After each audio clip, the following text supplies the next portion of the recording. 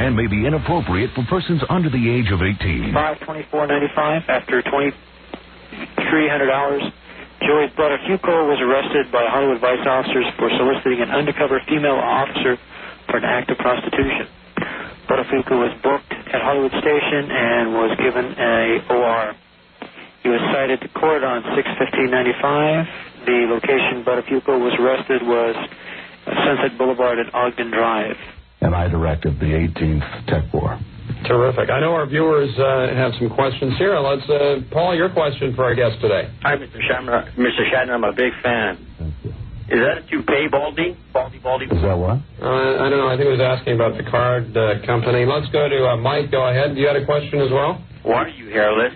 All right, Carlos, go ahead. Hi, Mr. Shatner.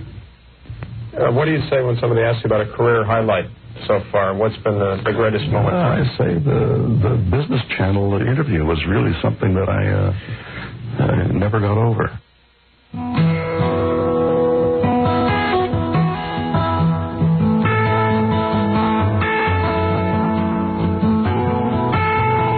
In my mind, I'm gone to Carolina.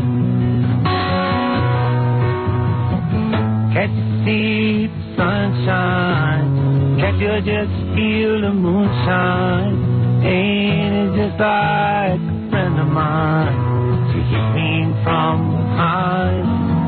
When I'm gone to Carolina in my mind. Karen, she's silver sun. You best walk away and watch it shine. Watch her watch the morning come. Still tears appearing now, and I'm crying and I'm gone to Carolina in my mind. Ain't no doubt in no one's mind. Love's the finest thing around. Whisper something soft and kind. Hey, baby, the sky's on fire. I'm dying, he died. Gone to Carolina in my mind. In my mind, I'm gone to Carolina. See sunshine, can't you just feel the moonshine?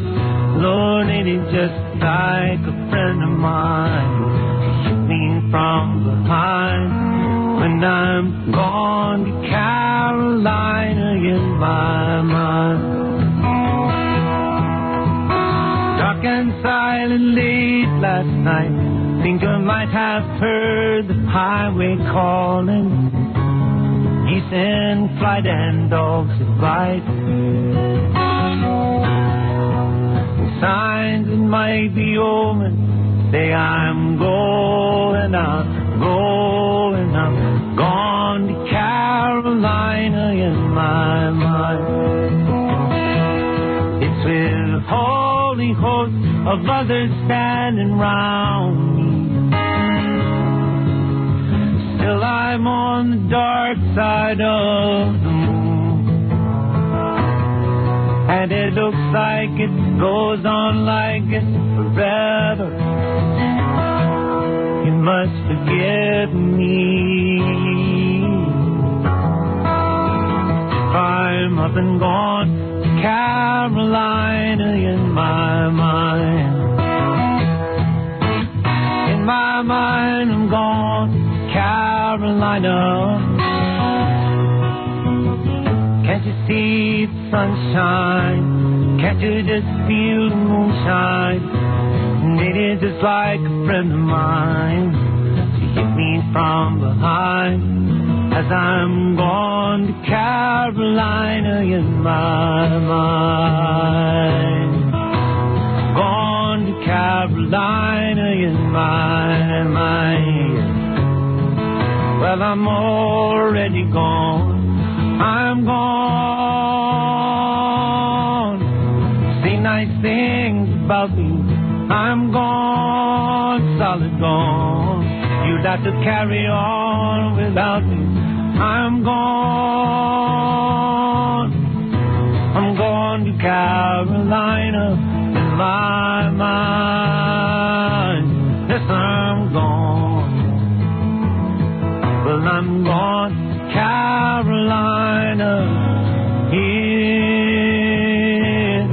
my mind. Yeah. Oh, yeah. First on radio, first on television, and first in the hearts of his listening audience. Howard Stern is second to none. Humble, pious, just, humane, temperate, sincere, dignified, and yes, he wrote this. Howard Stern is none of these things. Never a more condescending egomaniac ever ruled the airwaves. But right now, New York needs this egomaniac like we never did before. Why is Howard Stern making the biggest sacrifice in running for office of governor? To put his radio, TV, and movie career in jeopardy while taking on the responsibility of running for the governorship? Well, we all have to make sacrifices. So, I am extending a challenge to all other supermodels out there to show their support for Howard Stern. And that means you, Christy, and Paulina, and Claudia, Elle, Cindy, and even you, Kate Moss. Help us make some history here. Time to change to Howard Stern. Thank you.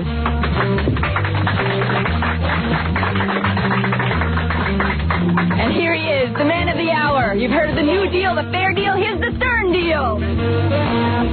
Yeah. Hey, thank you, Carol Alt, supermodel. Supermodel. Kish, kishay. All right, why don't we take a break? Because that's the easiest thing for me to do here. I don't have to think. All I do is go right to the break, and then I'll come back and think. See ya real soon.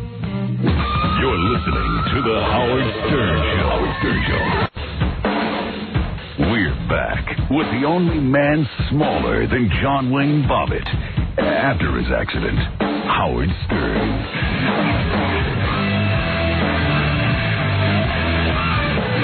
Thank you. Thank you. Thank you. I've just been handed a note that Captain Jenks is on the phone. Well, he must have made a call. It says here, great scam. So he was up to hijinks. Captain Jenks? Yo, Howard, what's up? Or shall we call you Captain Jinx because you are up to hijinks? Because I am the king of the cranks. Or because you're such a jinx? Captain Crank. Captain Crank. Well, that could... You know, what's funny when Captain Jenks used to call him with that funny voice. He doesn't... Hello there. What happened to that? What's that? What, Yeah, you used to call up with a funny voice. That was great. Yeah, that. Yeah, well, I only used to use that voice so that I could pass the screener so nobody would know my voice, but it's just gotten to the point where it doesn't even... No, it's funny when you used to call us with that voice. Oh, really? Yeah, but it's okay. Would you like me to do it for the rest of the No. Just do the phone call. Who did you call? Okay, I called the USA Network. All right, and what show was this? This was, you know, they have USA Live where in between they play the People's Court and stuff. Yeah. And then they go back to the, you know, the cafe, which is like, where a bunch of people sitting around talking about the cases and stuff. I see. And I called in. They were supposed to have Barry Slotnick on, the lawyer. Right.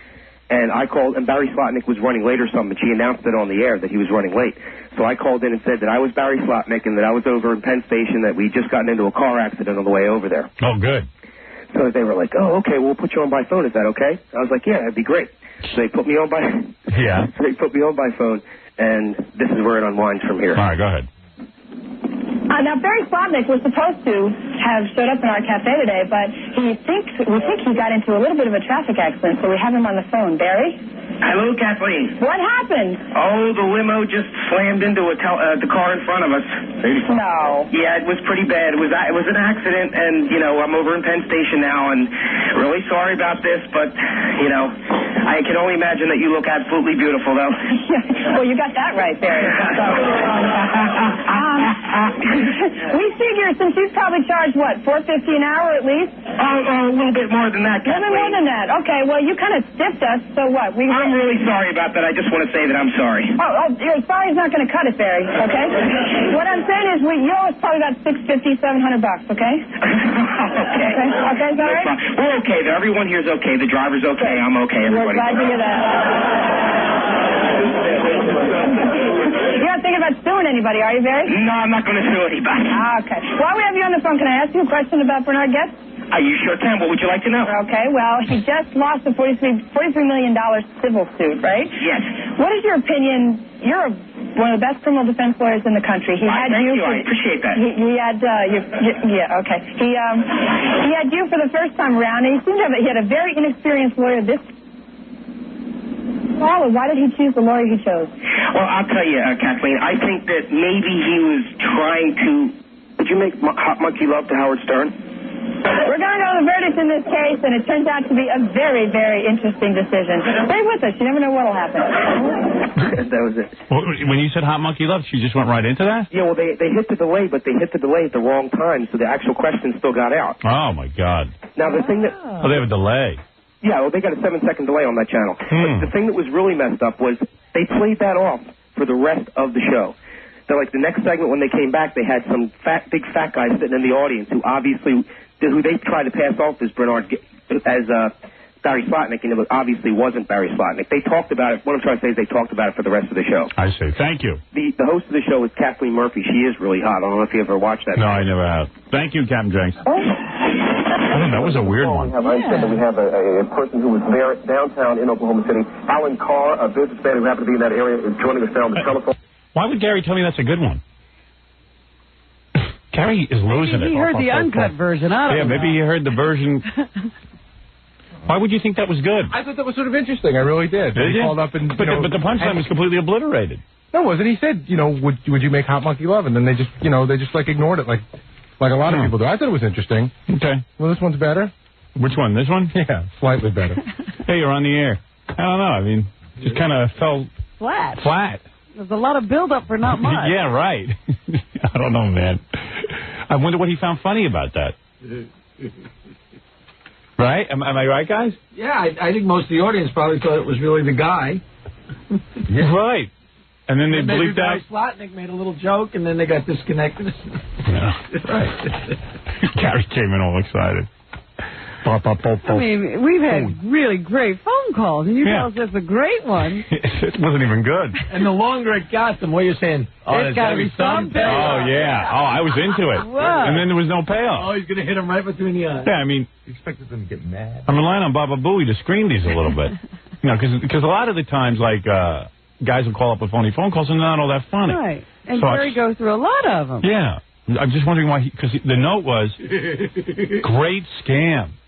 Better off taking him at random. Did he listen to the whole thing? Maybe I'll just take him at random now. I'll probably hit the same sort of amount of funny ones. But do you really think he listened to the whole thing, or did he just get an explanation of it? I think Gary just listened to like half of it. And probably assumed it was good. He couldn't possibly... Did you listen to the whole thing all the way through? I know you got to fill a lot of time this morning. I listened to it the whole way through. Yeah. I was amused by it. I thought it was funny. Really? And I put through hundreds and hundreds of phony phone calls through the show, and I turned down hundreds of them. So, okay, so maybe... but it's funny. You thought that was great. I mean, it was just nothing. Maybe great was a... Right. Okay. A bit of an exaggeration. But you listened to it all the way through, and at the end you didn't go, well, this didn't go anywhere. Well, sure it did. I mean, he cracked on her, and she just ignored it. He cracked on her? Yeah, he made that crack to her, and she just ignored it. I thought that was sort of funny. But it was it was just sort of edited all over the place, and delay obliterated it. With the conversation. Yeah, I mean, it was just totally unfunny. Listen, that's your guys' opinion. Okay, thank you. Like I said, I put hundreds and hundreds of phone calls through. Fine, got Alan, it. Okay. you know what the question is? At what point were you listening when all of a sudden in your mind you said, great? Yeah. I took it to the end. At the end, you thought it was great? Or during the middle? I listened to it the whole way through. Like when you wrote great scam. Yeah, I was in a rush. I apologize. No, I'm saying, at what point did you go, wow, this is great? It's hard to say. Yeah. It's very hard to say at this point. If I answered that question seriously, you think I'm out of my mind? Like I would know at what point. No, I'm just wondering, like, at what point did you go, man, this is great. This is one of the... I got to get this. Well, then don't even play this one. Now I'm feeling... I want to hear this You got to play it now. I mean, I have a ton of things to talk about. Yeah. This one's an okay scam. Okay. King of all rednecks, you there? Hey, how you doing, Howard? Pretty good, man. Hey, well, I'm insulted. This was a little bit better and pretty good, I thought. All right, let's hear it. I got Channel 9. This guy's name's Boney James. I don't know. He's the second coming of Kenny G, apparently. And he was on. He was advertising some new CD he's got coming out. So here it comes. Okay. right, let's try Ralph from Downey. Your question. Boney, big fan, man. You can really blow that brass. Oh, thank you, man. Hey, I'm a big fan of you as well as John Tesh, Kenny G, such like that. I understand your answer before was that you also used to play the clarinet. Did you ever play Howard Stern skin flute? You know what? I had a feeling the way there was something to the tone of that voice that I had a feeling it was a Howard Stern prank call. I actually love Howard Stern. Not that much. Ooh, nice. Now we're going to go to Tim. I think we've gotten past that call. Now that it's smooth sailing. Yes. Hello. I think the guy loves my skin flute. Well, not that much. Not that much. That was good. Now that's a funny call. Yeah. Thank you. I appreciate that. Yeah, I mean, it had a conclusion. I mean, it had a payoff. I don't mean to be a critic, but gee whiz. I would have passed on the Barry Slotnick scam. Hey, Wolf, I got a really great call on the phone. Yeah, hey, Wolf, there's a really great scam on the phone with no punchline. You're never getting through again, you idiot. Hey, I guess I never bite the hand that feeds you. I apologize, Gary. All right, King of all rednecks, thank you. I'm making an appearance for Metrics this weekend. Can I plug it real quick? You are? Yeah, absolutely. As what, though? As King of all rednecks? Yeah, I'm real tied in with Conley and Mike Hayes over his right-hand man over at Metrics, and they've been working me for a lot of things lately. All right, go ahead. This weekend, Saturday, Venice Beach, May 11th, I'll be a celebrity judge for the Miss Galaxy Fitness and Swimsuit Competition, sponsored by Metrics, held between 9 and 12. And all right, thank you. Okay, thanks a lot. I appreciate it. You give a guy a second. Out the plug. Yeah, you give a guy a second to do a plug, and all of a sudden he's doing he's reading off a piece of paper. Yeah. No, hey, I'm going to be here. Boom, done. Wow. Man, am I out of it. I went to bed 5 o'clock last night, and I woke up at 5 o'clock today. Oh, my God. I'm a mess. And I'm still sick. Really? Yeah. Well, I mean, a cold doesn't go away in a day. No. I got home yesterday, and Ivan Reitman was on the phone. What did he want? He evidently checks in every couple of days to give his critique of everything that's going on. And what did he say? So things were going well. Very, very happy. Good. But, that's about the most excited you'll get out of him. He doesn't want to jinx it. That means it's wonderful. Right. It could mean. I'm assuming it's wonderful, then. Well, would he call and say things are going horrible? Oh, yeah. Oh, he would? Oh, absolutely. Oh, then this is wonderful. But he's a super sensitive guy. Yeah? You see, he doesn't realize this about himself. Ivan's the guy producing my film, and he's a genius. He produced, he directed Ghostbusters and Stripes and Meatballs and not Animal House. He produced that one. And Dave and not Junior. Did he direct Junior? Yeah. What's the big one? Twins. With Arnold Schwarzenegger and Danny DeVito. He directed Junior. Yeah, he did. So anyway, but he's a real sensitive guy. He'll call up and give me the straight skinny. Yeah. He won't hold back anything. Beat around the bush. Oh no. Goes right for it. He'll tell you if something's good, if something's bad. But if you tell him something's bad, he'll fall to pieces. Oh really? Oh yeah. Did I ever tell you this story? No. I think Ivan is probably one of the best directors in the world. Mm-hmm. I think he's brilliant. I think that Twins is he took Arnold Schwarzenegger and made him funny. Yeah. That's amazing. Ghostbusters, brilliantly funny movie, entertaining, moves fast. So I hold Ivan probably up there right next to God. So it's pretty important when I'm on the phone with him. But the only movie I saw that I thought that Ivan didn't do a good job on was Junior. Yeah. I didn't think it was a good movie. And and Ivan was a friend at this point, and he asked me to go see it and tell me what I thought of it. So when I saw it, I didn't think it was very good. And it was no big deal. Once in a while, you come out with a clinker. I'd say after 50 great movies, to have one bad one, that's okay. It's got to happen, I suppose. Yeah, you're allowed. So I went to see it, and then I had to call him and tell him what I thought of it. And I put it. Didn't. Oh yeah, you didn't do that? No. So I said, Ivan is always so blunt and honest with me. I'm going to be honest with him. You figured he likes that. Yeah, because and I even called my agent. I said, I didn't really like the movie. I didn't really like the movie. What is that? Baba Booey just came in and then tripped over the headphones. Went flying out the door. He's on a roll today, man. Did you see it? No, I just heard this huge crash. He went flying out the door. Did you hear it? I saw it. But I don't know what he had tripped Oh, man, you're having a bad day. This happens to us, by the way, every day, because the station won't take their headphones and drill a hole in the... You don't know what goes on in this studio. It is so poorly designed. You know what scares me when we get the new studio? The same guys are designing it. Well, funny you mentioned that. I'll have to talk to you about that later. Yeah, and they don't get it. You got to hire like a really top firm to put the whole thing together and do it right. Right. When we heard they were taking that piece of plastic in front of you the other day, I knew it was going to be a mess. There's a piece of rotten plastic. It must cost 50 cents. It's all taped together. It's all cracked. I'm sure you could make another one of those. I wanted to cut a piece of it out and put a computer monitor there. Well, there was an uproar. We're thinking of taking this piece of plastic with us to the new studio. I'm telling you, you're creating all sorts of things around here. There's like animosity. Yeah, it's unbelievable. You're on a head trip. On a head trip? Because what? Because they want to put a computer... Tom, get in here. Tom, you're a moron. Tom's it's not Tom. Oh, I know it's not Tom. Well, let's go to Tom about this. Don't deal with Richie on it. Richie thinks I'm on a head... Who is it then? Richie thinks I'm on a head trip? I'm trying to get my work done. I'm sorry. I'm sorry if it caught... Tom, you see this piece of plastic? I want to cut a little section of it. I put the computer monitor there. Oh, it is? I think it's under control. I mean, this is a piece of junk. And I didn't hear anybody say you were on a head trip. Oh, then you must have walked away. Okay. I'm on some head trip. I'm just trying to get something done. Understand. I'm on a head trip because I want to improve the radio station. I just signed about 6 purchase orders. Really? I think that all have to do with that. All right. I'm a little sick, so you understand. All right, I'm a little cracky. Did they get you hot water? Well, that's okay, Tom. I have people who do that. You don't have to get a hot water. Well, I don't want to get it. I just want to make sure they got it for you. Oh, yeah, it's all gotten. I could hear your voice. Thank you. Okay.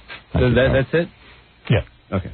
This piece of plastic can be cut, trust me. Or you can move it down. I got it all figured out. Whether we do anything with it or not, it should be thrown away when we leave. Yeah, it's dangerous. And look at these headphones. How many times a day do you trip over them and go flying out the door? Easily 2 or 3, but the best is, like that. Like, it's now my job to make sure the guest doesn't trip over. Like the guy in the wheelchair yesterday was all wrapped up in him. And I unwrapped it without him even knowing it. Right. Oh. All we'd have to do is drill a hole right through there and put the wire through it. And then you wouldn't have anybody tripping. It wouldn't be hanging all over the floor. Right. I mean, but of course we can't do that. Well, no, but the problem now is that this is not going to be yours when we move. You're going to have your own. You're going to bring this stuff with you? Oh, yeah.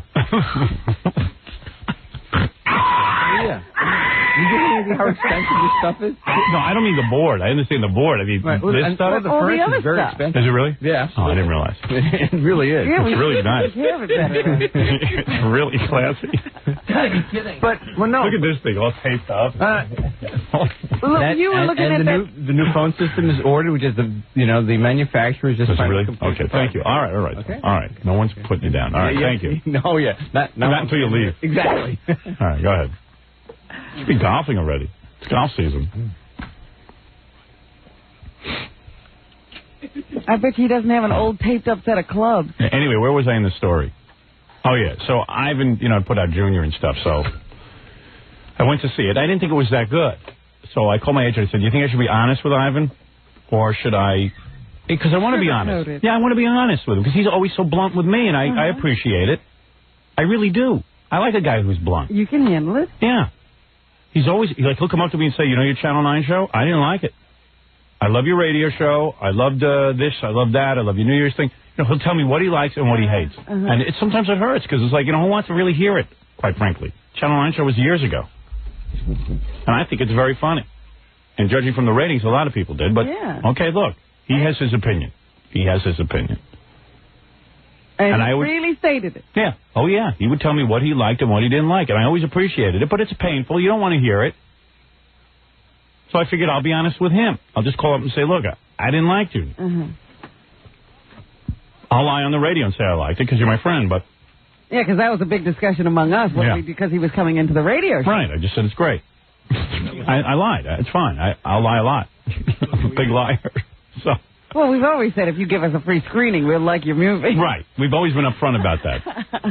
So anyway, plus the guy was producing my movie, and I want to make sure that he does a good job on my movie. Yeah, and Arnold was coming in and a whole bunch of other things. There's a whole bunch of issues. So anyway, I called my agent. I said, look, I want to be honest with Ivan. He says, okay, go ahead. That's a good policy. Oh. You could say you can be honest, but, put it a certain way. Why don't you say it's not your cup of tea, this kind of movie, and leave it at that. All right? It's not your usual thing. Say it like that. That way it's a nice way of saying it. All right. So I call him up, and he goes, well, what'd you think? I said, you want to know something? This movie is not my cup of tea. So, wait a minute. So, he says, what? What are you talking about? What are you saying? He was like he sounded like he was going to cry. So I said, I said, Ivan, this movie is not my cup of tea, but I'm going to tell you something. I never liked this kind of movie, and I loved it. Oh, you changed it. He goes, oh, he says, I thought you didn't like it. I go, didn't like it? I can't believe a movie, the genre of this movie, I never liked. Like it has a genre. And all of a sudden, I'm in love with this movie. And that was it. I lied. You couldn't go through with it. I'm not like that. I said, well, who am I to bum him out? This guy's going to be producing my movie. I'm going to bum him out? But you just said he bums you out. Yeah, but I'm not like that. I can't do that. Did you ever tell him the story? No. Well, now he's heard it. No, he sleeps. Don't say anything. Danny will tell him. Danny's a little snitch. He tells him everything. Yeah, I don't like Danny anymore. Tells him everything. And he makes it worse. Yeah. Yep. So I had to lie. I mean, we've never said anything about Junior on this show. No, only positive things. That was so fun. Yeah, it was really weird. I go, yeah, this is not my cup of tea. And he goes, what? What are you saying? You don't like? What are you talking about? We did focus groups. Everybody left. I go, no, you didn't hear the rest of my statement. It's not my cup of tea normally, and now it is my cup of tea. You totally turned me around on this kind of picture. I loved it. Oh, okay.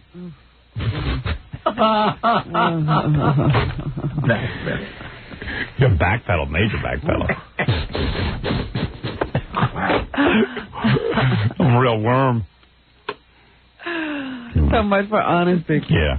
Well, the guy's a brilliant. You know what? He's doing such a brilliant job with this movie. I never could have gotten this movie done without Ivan. He put together such a class thing, and like he sits there and watches every piece of film, and I mean, he is on top of this thing like no person is on top of it. Between him and Betty, I couldn't feel like I'm in better hands, you know. So it's like, what? I'm gonna bum this guy out. This is the man. You did now. I don't know what you're doing. Nah, he don't care now. He's going to save this until after the movie was done. Nah, he don't care now. You sure? Yeah. Of course not. Now he's over that. He's on to his next 65 project. I hope you're right. Of course I'm right. I'm always right. Oh, yeah. Oh, I'm so sick. I have a fever, I think. Feel my cappy. Why didn't you take a temperature? Why don't you take my temperature? Want to take my temperature today? Oh, boy. We did that once on there. That was pretty good. You don't have a temperature. Gary, go out and buy an anal thermometer. Have Robin administer. The accurate temperature. Yeah. I bet you I do have a temperature. Do we have a thermometer? Not anal, like a regular oral thermometer? Unused? I'm sure we have one. Why would we have one of those around? Because we have all kind of weird stuff around. Yeah. Do we have one of those little strips they now put on babies' foreheads? Yeah. Sure we do. You got a thermometer? It's rectal. It's rectal? Yeah, that's your last rectal one. You're going to do it for me? I don't want you doing it for me. You're my ball. No. Why don't you just go out and buy me an oral thermometer? I might have an oral one, too. Let me see. Yeah, but who knows who used it?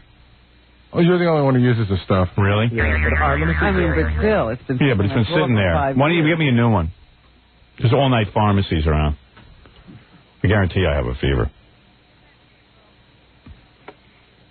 For 2 days? You were claiming a fever yesterday. Yeah. That was my first day of fever. Yes, you're on the air. Hi, Howard. I need your advice. I have a penis enlargement and lengthening procedure surgery scheduled for next week, and I'm having some doubts whether or not I should do it. Definitely not. Not. Why are you doing it? Basically, I'm really insecure about my size, and I have trouble in locker rooms. How small are you? You smaller than me, you think? I'm as small as I've ever seen. Me it's too. A button. Yeah, it's a button. Me too. Yeah. I have nothing. What about when you get aroused? Is it decent? Yeah, it grows a lot. Right. Mine too, but... Well, have you... Did your doctor show you before and after pictures? Yes, they did. Those things don't look normal. Well... Did they pump it up full of... Like, did you see John Wayne Bobbitt's film? It's lopsided. It's awful. Things can go wrong, that's for sure. No, things will definitely go wrong. They haven't perfected that yet. Some of the pictures were pretty impressive, though. Yeah, I'm they telling were you. real people having, I don't know. Real genitals. It's about $7,500. Don't do it. I'm telling you, man. Look, give that to your girlfriend. She'll have a good time. Yeah, you know what she'll do? She'll just pretend you have a big one. That's right. Now, I know what you mean. Everyone wants a big one, but they haven't perfected it yet. I'm telling you, man, don't do it. Stick with what you got. Just do what I do. Keep it hidden from view until you get aroused. Yeah, but see, you're married. I'm on the dating scene. Yeah, when I was dating, that's what I would do. I'd wait till I get a little aroused. Let them see, huh? No, it's like you can, it's all smoke and mirrors, man. Even when I get aroused, sometimes they reach down there and they just can't find it. I know. I have had this. Listen, I've gone through all of that. Now that's not possible. I don't let them reach down there until I'm aroused. The only trick is that, like, if you go to take a shower after sex or stuff, you got to stay away from the girls. Oh no, I never let them see anything. If I get out of bed, I put on my underwear with my back turned. Same with me. I mean, my hairs are longer than me. Yeah. You understand what I'm saying? Actually, my doctor told me to shave the hairs, and it would to make it look bigger. Yeah, I've done that. And you know what? It makes it look smaller because you look like a baby. I'm telling you. I got the same problem, man. Join the club, But I'm telling you, I would be the first one online to get the surgery if I felt it was going to be safe. No, it's not. Would. I would. I swear to you. At this point? Maybe not at this point, but... Well, this doctor's done 5,000 surgeries, and he's been sued once, and he won the lawsuit. I don't know. Why are you messing with that thing? It'll break. Then you can't use it at all. Yeah, they say it can alter the angle of the erection, and also it can curve. Yeah, well, curve isn't necessarily bad. I saw a guy with a curve on. All that fat being on one side, that is really ugly. Yeah, and then when they cut that ligament, you don't know. I don't know, man. That ligament might be the thing that lifts the crane. Basically, I'm desperate. I get really... what I do... Like the first time with a woman, I get really insecure. And she won't, I swear to you. Come in here. If it's aroused, I'll let her look at it. No, I mean, what about... Wait a second. Your most Hold it a second. excited state. Forget Robin. What about me? You want me to look it over? You. I'll tell you if you're smaller than me. Actually, I trust you. You gave me a lot of courage by writing about it in your book, Private Parts. Yeah, I'm telling you, I wasn't exaggerating. I'm super small. I mean, the only thing you see is it looks like a little... I'm telling you, that's it. When I take a pee, if I don't aim, it'll just... Right, I know. Get it all down the front end. You're a women who are hung better than you. You're like a little pimple. It's an exaggerated clitoris. Have you ever looked... You know what is even more embarrassing? Sometimes when I'm around a baby male child and they change their diaper and everyone's looking and telling how small and everything, I'm saying the kid's huge. I thought that of my 3-year-old nephew. He's bigger than you, right? Pretty much. Yep. I really don't believe that's possible. When I was 13, I used to pray to God that it would grow. Me too. Ask Dr. Lou. I used to be at summer camp. I'd say, Lou, you promised me it's going to grow. I used to say to Lou, don't you think? Because Lou is very nicely... I say, Lou, you said it was going to grow. He goes, of course it is. He goes, let me look. He took a look. He goes, oh, my God. I go, it's got to grow. He goes, of course. He says, you're just a late developer. Then I'm 18, 19. I was his roommate in college. I go, Lou, when is it going to grow? He goes, I think that's it. Yeah, God never answered my prayers. Right. Yeah, I know what you're saying, dude. I know. And I think I thought I was responsible for it for a while because the first time I had an orgasm, I was doing naked pull-ups in the doorway. I thought it was because my cousin once punched me in my sack. And I said, that's what stunted my growth. And I'm telling you, I thought that for years. I still think it. Well, what did he think? Naked pull-ups did it to him? What, you were doing naked pull-ups while you were orgasming? Oh, it was the first time I ever had an orgasm. Well, let me understand something. You were doing pull-ups. Wait a second. Dude, you better get in here. I need to help you. You were doing naked pull-ups. Yeah, in the doorway. You know how you hang a bar in your doorway? Right. Yeah. And where was your parents? No one was home. All right. And you decided, hey, I'm going to get naked and do pull-ups? Yeah. It just kind of happened. Guys like to be naked sometimes and do stuff. Yeah. Okay. I can't explain it, but it just feels good. I know what you're saying, dude. I got aroused. Right. And I had my first orgasm. Strange fluid came out. While you were doing the pull-ups, you had an orgasm. I kept going. I was strange. And you got excited. Yeah. Okay. And you thought didn't know what was happening? You thought that because you strained, it stunted your growth, your genital growth? At that point. You get these irrational things going. Right. I had it too. I thought he orgasmed too early. I got punched in the sack. Yeah. That's interesting. And I said, oh, it stunted my penile growth. Yeah. But I don't think that's it. I think my grandfather on my mother's side was very, very small. I'm trying to find out, but my mother won't tell me. I think my grandfather committed suicide. Well, there you go. He probably had a small one, huh? Yeah. And I think I don't want to talk about anyone in my family, but you think your dad my might brother doesn't have the problem. Oh, he doesn't? No. Because he looks like your father's side. Oh, your mom's side of the family. Right. And you look like your father's side. Well, yeah. Does your dad have a small one? Pardon? Your dad must have a small one. I think so. Yeah. He said it was hard for him to take showers in the Army. Really? You asked him about it? A little bit. We skirted around the issue. Well, how did you do that? I mean, you said to your dad, hey, Dad, do you have a small penis? Or you've seen your dad naked, right? No, he hides it pretty well. Yeah, then he has a small one. My dad's pretty big, but I take after my mother's side of the family. Your mother's big. My mother's a big one. That must have been some father's son chat. Dad, so how did you ask your dad about his penis? Well, I think he realized in high school when I didn't want to take showers after, like, sporting events, soccer games. So what, the school sent home a note? No, I would just get in the car dirty. And basically he understood, and so he started picking me up at the field, right, like immediately after the game. Oh, he understood. Oh, wow, he really knew. But he knew your pain.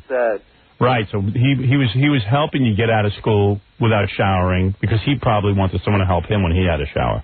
Right. Wow. What a father-son chat. Well, you know, I just read an article that says more and more kids refuse to take showers after gym in school. More and more microphallus. Yeah. I believe must be that the penises are getting smaller. I believe that there is a mutation in the genes that it's eventually all men are not going to have any penis. Everyone's going to have nothing.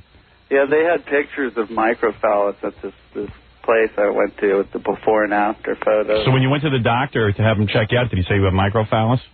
The doctor said, it's perfectly normal, but I know better. Right. Well, why don't you come down here? Where are you? I'm in California. I set my alarm just to come, maybe. Me neither. See? Yeah. Jackie, I've seen yours. You ain't bigger than a 6-year-old either. He's going, He said 5 inches. I was like, I'll trade. Right. No, I have 5 inches, too. Excited. I've seen Jackie naked. He's no bigger than me. But he's not ashamed. No, he's stupid. He just thinks he's proud of what he's got. My whole high school is like 2 guys that didn't take showers because they were embarrassed and they were like the outcasts. Right. I was one of them. Yeah, one time I heard a bunch of high school kids talking about another guy's penis when he wasn't around and how small it was, and they're laughing, and I had seen it and it was bigger than mine. Oh. Kind of brutal. Yeah, doesn't it suck? It's hell. So now you're saying you're embarrassed in front of women when you get undressed. Of course, but you got to do what I do. Well, when I'm around a woman, I'm immediately aroused, so they never know. Yeah, and I think... I'm always aroused. Yeah, when I go in and it's over in 10 seconds, and I think it's just I'm embarrassed by it, like that they can't even. No, you're probably right. I can't feel you. All right, dude. Listen. Well, if you want my recommendation, I don't think the surgery's been perfected yet.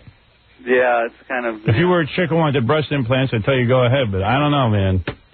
Who needs perfection there? Yeah. No implant. I'm saying, with the penis thing, they're cutting ligaments, and I've heard horror stories. That's just not perfected. I think in maybe 5 years, you and I are looking down, some enlargement procedures that are safe. But why don't you get a breast put down there?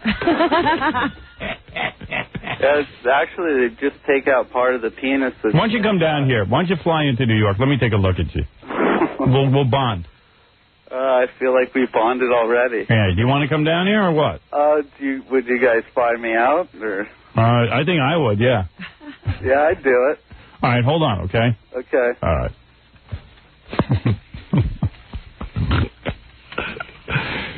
Hey, that's a serious problem. Jerry, talk to this guy.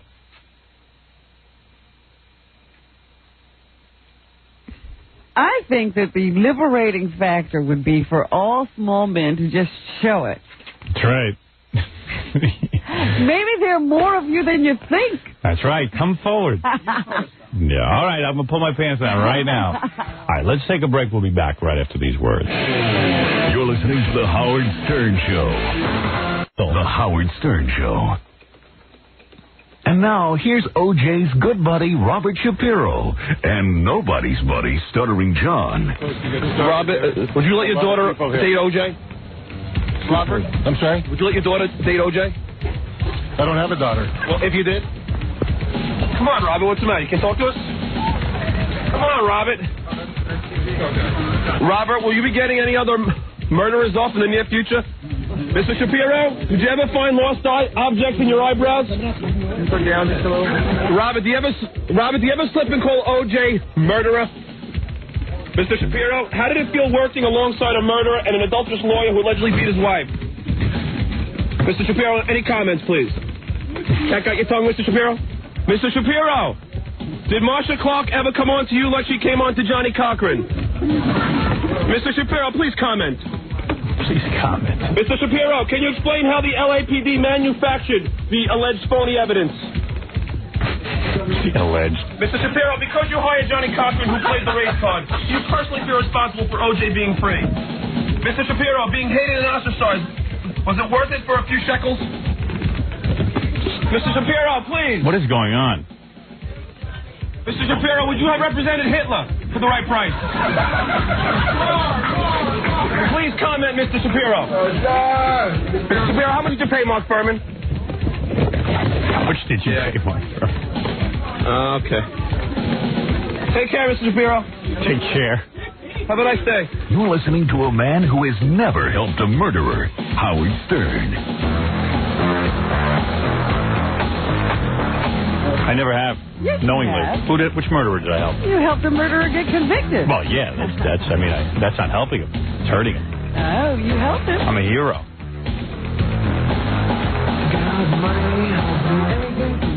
You want to take a... Hey, by the way, in case you didn't hear the whole show yesterday, which I shame on you, if you don't what are you doing tuning out? Yeah. What kind of fan are you? In case you didn't hear the whole show yesterday, Joey Buttafuoco and Mr. Fisher. Elliot Fisher, Amy Fisher's dad, got into a fight on the air. They yelled at each other, and this is the first time they've ever talked to each other since Amy Fisher blew off a chunk of Joey Buttafuoco's wife's head. Except that one time they had the run-in that Joey keeps screaming about during this conversation. Yeah, They've never, I don't think anybody's ever interviewed Elliot Fisher. No, I think I'm going to replay some of it, if you guys would like to hear that. It was pretty cool, and, you know me, I love to hear guys argue. It said in the paper today, because they covered it in the paper, and there was reporters all over the building yesterday trying to get me to comment, but what's the comment? I mean, those two guys have a disagreement.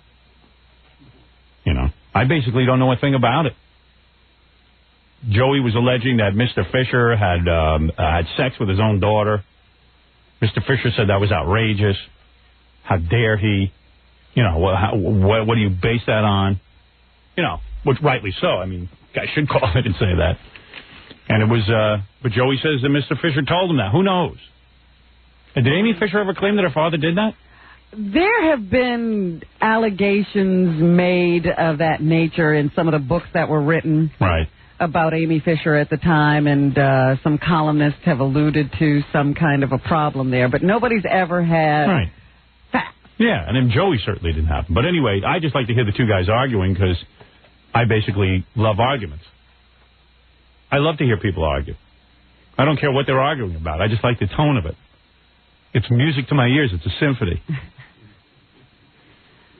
But anyway, so I'll replay some of that in a couple of minutes. All right. I would like to. I mean, it was so wild and furious. I don't think I really could tell what was going on.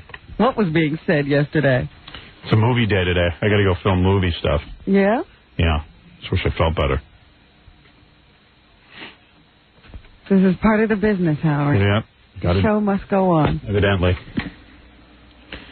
Stupid idea putting me in every page of the movie. Well, whose idea was it? Mine. Hey, you're on the air. Hello? Yeah, quickly, because I got to move along. I got a ton of stuff to do. Hey, Howard? Did you see that baby, Julie Andrews? Hey, John, did you get anything out of Julie Andrews? What a stupid baby. You didn't like what she had to say? No. I mean, first of all, she does look like a man. It's number one. She's in some play where she plays a man. She looks like a man. That's very good casting. No, we didn't get in. You didn't get in? You didn't get in? She wasn't answering questions anyway. Oh. So, we tried. Julie Andrews Listen to this. She's in a Broadway play, okay, called Victor Victoria, which is basically the same movie that she was in. Oh, if it was only the movie. Yeah, right. Did you see the play? I saw part of the play. You walked out? Yeah. Was that bad? I couldn't get through the second half. We walked out at intermission. Okay, so that even proves my point more. So this play is on Broadway, and who knows if it's good or bad. As Robin says, she couldn't even sit through the second half. But they have a thing called the Tonys. Tonys is like the Academy Awards for plays. Right. So they are nice enough to nominate her for a Tony. Now, for whatever reason, the rest of the cast wasn't nominated for a Tony, nor was the play nominated, nor was her husband, who's the director. Whoever is on this committee felt there were more worthy nominations. So she throws a tantrum, and she says, I'm withdrawing my nomination. I don't want to be nominated, because if you're not going to nominate the play and my husband and all these other people, which is a ridiculous premise. That's like saying if a movie was made and one person in the movie gets nominated for an Oscar, right? That person should not take the Oscar. It's absurd. I mean, listen, for whatever reason, that's what they felt. They felt that the performance of the other people wasn't up to Tony caliber. Yeah. But she's holding a press conference. She's going to grandstand and say, this is an outrage. Who is she to say it's an outrage? They didn't like the play.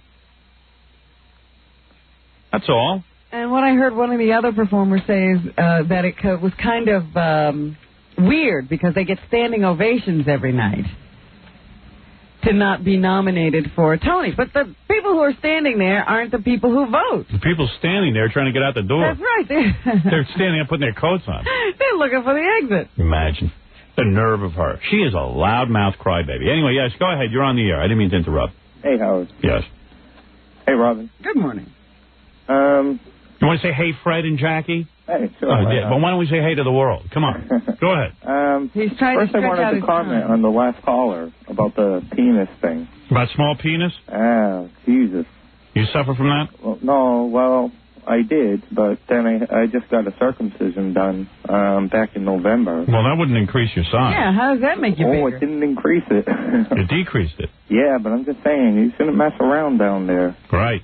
I ended up, I'm screwed up there. What do you mean? I got nerve damage and everything out of that. And your wiener? Circumcision? Yeah. Well, who did it? Well, a doctor? Yeah, I'm 28 years old. I just had that circumcision. See, what you're supposed to do is let a rabbi do it.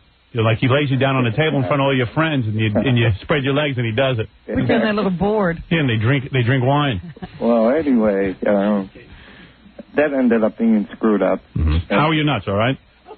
Oh, not well. Really? I ended up getting 40. Oh, I want to know. Hey, I'm giving this advice to Fred. I got like 40-something stitches going all the way around it, and you have to keep it like Vaselined up. So why did you get a circumcision in the first place? Because like Fred was having the same problem that it was starting to hurt and. Well, Fred doesn't have that problem. I did so. No, he didn't. No. Frank had that. For it. Yeah, he got a circumcision. He's fine. Who? Frank, our sales guy. Who cares? Anyway, what did you call about? Anyways, one day I just pulled down my underwear and all the stitches came out. And wow. That's how I got the nerve damage, I guess. Wow, that's bad news. Is it usable or is it like totally useless now? Well, it's usable, but the thing is, the feeling's not the same anymore. Wow. Really? You don't get the total orgasm anymore. Wow. So, but should have done it. I don't know what you guys are rushing to do it for. No, I didn't want to do it. Trust me, I didn't want to do it. So why'd you do it? The doctor told me I had to. He said you need to get it done or else you're going to have complications when you're older. Oh, baloney. That's what I... That's absurd. Well, I believe that. You can't listen to these doctors. I know you said if you had a child, a son, you would not circumcise him. Absolutely not circumcise him. Really? That's right. Oh. That's right. Oh, no. Oh, yes. If you're going to do it, you got to do it when they're young. No. The older you get, the worse it gets. Ah, please. Sitting there cutting off some kid's skin. Please. Let me tell you something. Who the hell decided that one? You think that, how come God came down from the sky back in the old days, told everyone to get a circumcision according to the Jewish Bible, and now all of a sudden you can't find God anywhere? Where is he? Why doesn't he come down and reaffirm the circumcision? That was the last thing he had to do. Yeah, and then he did it, and then he disappeared. Come on. Well, what are you telling me? What are you telling me? You're telling me in this day and age of hot showers and baths and oils that you can't keep that clean? Why did he have to get his cut off? Because the doctor probably said, well, as you get older, it won't be clean. No. Because you know, during sex with my fiance and stuff, it was starting to rip open a little bit, I guess. Be a mess too with my wife. She doesn't get excited anymore. I keep a tube of KY by the bed. That's all. I slap that on her and then I'm fine. What? You're not listening to me. I'm telling you what to do. Your problem is you don't listen. That's not my fiance, though. I'm just commenting on. And you shouldn't marry that broad if she can't get hot enough to make sure that you don't rip. No. You hear what I'm saying? Grease her up like a wagon wheel. 3 in 1. Could you imagine marrying? When I married my wife, she used to be ready for sex in 2 seconds. At least I married her. She was hot. She was juicy Lucy. And now I tell you the truth. She isn't that excited when I go to get her. It's like a brick wall. It's just so sensitive down there now. Now you're sensitive, but you better go with a woman who's going to get nice and hot. Yeah, well, no, she's nice and hot. But No. She's not getting hot down there if you're ripping. Oh, no. You need somebody who's extra juicy. Hey, I tried the third input. That's what Ruben. Oh, you shouldn't be messing around with a recent operation. When did you have this operation done? November. Oh, no wonder. You're moving too fast. Oh, you had to have that input. That's the input for a guy who's had his circumcision 5-6 years. No, I just wanted to try it, that's all. Yeah, well, you shouldn't have been so curious. I know. I'll tell you something. And you rip? What you're doing, I'm having sex now, 30 years. I don't even go in that area because I'm not experienced enough. Still not ready. I'm still not ready. I know my own abilities. That's a real tricky move. Oh, yeah. Over there. I like that. I'm telling you. That isn't the kind of move you just make. No, you're completely out of line. But anyway... I wish you had called me before you tried that. No, that's a mistake. Anyway, yeah, anything else? Yeah, I called you before about me and my fiance, you know, well, you're probably going to just squash on her now about her not liking... Well, she loved you, but she thought I got too obsessed with you because I worked the third shift and... You're working the third everything. Yeah. All right, tell me what your problem is. Do you have a problem? Yeah, real. What is your problem? You seem to be hinting at something. Well, I just made a suicide attempt 2 weeks ago. On yourself? You're the guy with the suicide? Yeah. What is your problem? What, because of your peenie? No, nothing to do. I just made a comment about because that. You tried to have the suicide? Well, how did you try to kill yourself? Refresh my memory. There's so many people with suicide these days, I can't keep track. Well, how did you try to do it? I really don't even remember you. That's how meaningless everything is. Go ahead. How did you do it? I drank a bottle of hydroperoxide. You weren't serious. A cough bottle of medicine, hay fever pills, and a 12-pack of beer. That won't do it. No. I do that. Fred does that every day. You prepare for the show. So what happened? Somebody found you? No. That's what I'm trying to tell you is that I woke up. Like, I went to bed after I did all that, and the only thing I look forward to in life is just listening to the Howard Stern show. I love it. In other words, I'm keeping you alive, right? No. You don't want to die. I'm not going to praise you and say you're God and everything. Well, then I'm going to hang up on you. You know, I know a Polish guy who cut his wrists in the garage. Yeah. And he didn't kill himself either. Now, let me tell you something. Anyway, I ended up... Are you trying to say that you tried to kill yourself? Is this because of your circumcision? No. Well, no, I don't know. Maybe that was part of it. You feel like things are going wrong in your life? No, the last time I called you about me and my fiance, and you started saying, oh, well, screw her. Yeah, because she doesn't like the show and you like the show. Right. Yeah. No, but she does. She did like the show, but... But she feels you're too into it. Yeah, right. Well, you get rid of her. First of all, she's drying up on you. Number one, she's drying up on you. And that's a bad sign. Get yourself a new broad and you won't be so sad. Well, I've been with her for 5.5 years, so... Yeah, so there's a good reason. Anyway. She's drying up on you. Well, I got more problems than anyone can imagine. Why are you getting married with all these problems? Well, that's why we're not getting married. We were supposed to get married. What is your problems? Let me hear your problems. You had this bad circumcision. That's nothing. You just need a girl who's a little more loose. That was nothing. Well, all right, go ahead. I can deal with that. Yeah. Then I have an eating disorder, too. What is your eating? You fat? No, I'm anorexic. Oh, there's nothing wrong with that. Male anorexic. This is the first. I wish I had that. I know. Not too many males. How much you weigh there, buddy? I was 178, and I'm down to 118. But that isn't so bad. 118? That's not so bad. How tall are you? 6'9". 5'10". He's 5'10", he weighs 118. That's not so bad. Oh, my goodness. But anyway, the one thing I... You know, that has to make your wiener look more pronounced? Or more pronounced. Does it lose weight? No, that pig gains weight. I'm not even concerned about that. All right, go ahead. I don't care about down there anymore. What do you want to be so thin for? Well, I don't know. Put on some weight. Look like a woman. I did. I'm right up to 137. Oh, okay. That's all right. All right. Go ahead, yeah. And what else is your problem? Well, the thing was, I had a choice when... Now, I'm not trying to, like I said, I'm not trying to praise you or anything, but I was sleeping, and after I did all that, I woke up, and my head was messed up, and the doctor said, if I went back to sleep, I would have stayed sleeping forever, but I took myself up to the hospital, and they gave me charcoal and stuff like that. Charcoal? Yeah. I'll eat that. But, I'm on that. You pop a few charcoals every day. That's for gas problems. Yeah, go ahead. Well, the only reason I did it is because I made charcoal? I didn't want to miss the Howard Stern show anymore. Really? Yeah, I really didn't. But then now they're putting me into all these lunatic places. Yeah, well, you're a lunatic. No, I'm not a lunatic. Trust me. Of course you are. Trust me. You try to kill yourself. Right. Yeah, don't it doesn't make you a lunatic. Sure it does. No, it You got doesn't. mental problems. Well, yeah, maybe you have problems. All right, but you're working on them, that's all. So what's your problem? Just stay alive and... What, do they want to put you away? No. They're not going to put me away. They just keep evaluating me. Of course. You need constant evaluation. Who knows what you're going to do next? Well, the one bad thing... Here you are, guy. You finally eat. You're anorexic. And what do you eat? Charcoal. You've got a serious problem. You need someone... No choice. You know, you need to live with my dad for about a year. He'd straighten you right out. Yeah. Oh, I'm telling you. You would have no more problems. But anyway, the one thing that... All right, so in other words, the thing that's keeping you happy is the Howard Stern show, right? Well, the one thing that's keeping me in connection is the Walkman, but they're sending me to these lunatic places, and I end up getting my Walkman, and everything's stolen out of my bag.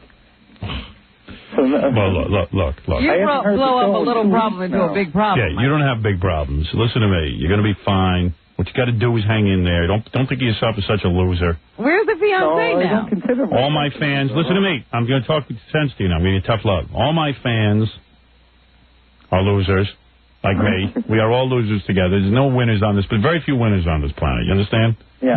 Most life is very difficult. But we go on, and having me here every morning is what keeps people happy. Now, as long as I'm on the radio, you'll be alive. That's true. And don't Your worry. job is to stay on the radio. Right. Your job is to stay there listening. Okay. Now, I'll do my job. You do your job, all right? Yep. All right, now stop it. Now I'm staying at my father's. Yeah, good. Well, don't say good. That's not good.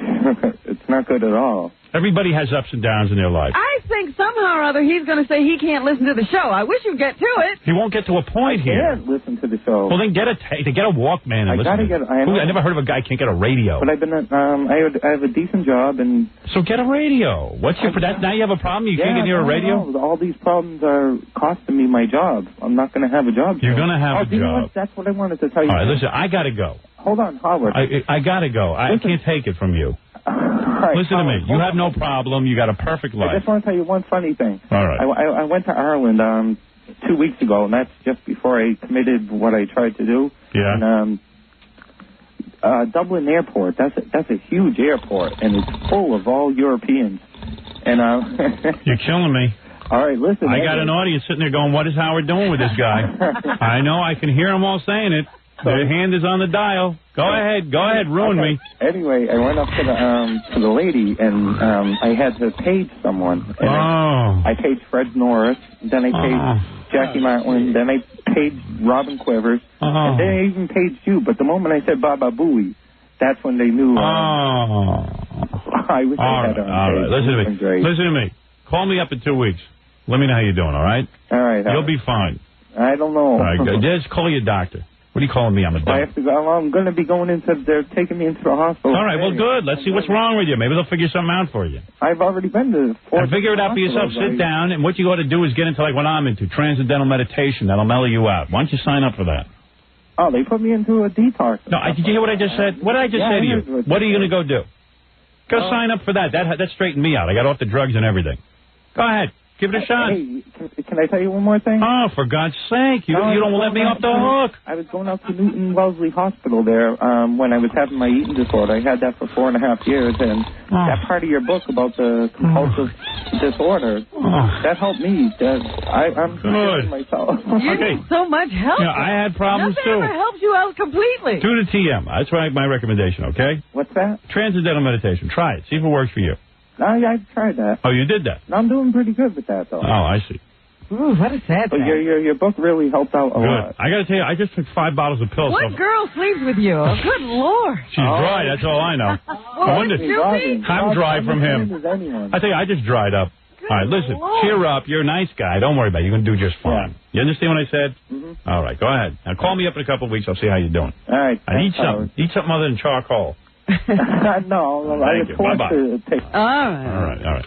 We know. It's a joke. There's not enough KY on the planet to get a girl loose for him. These guys don't get it. Listen to him. He's missing his whole life. He's bogged down with problems. Get out there and have some fun. Get laid. Get drunk.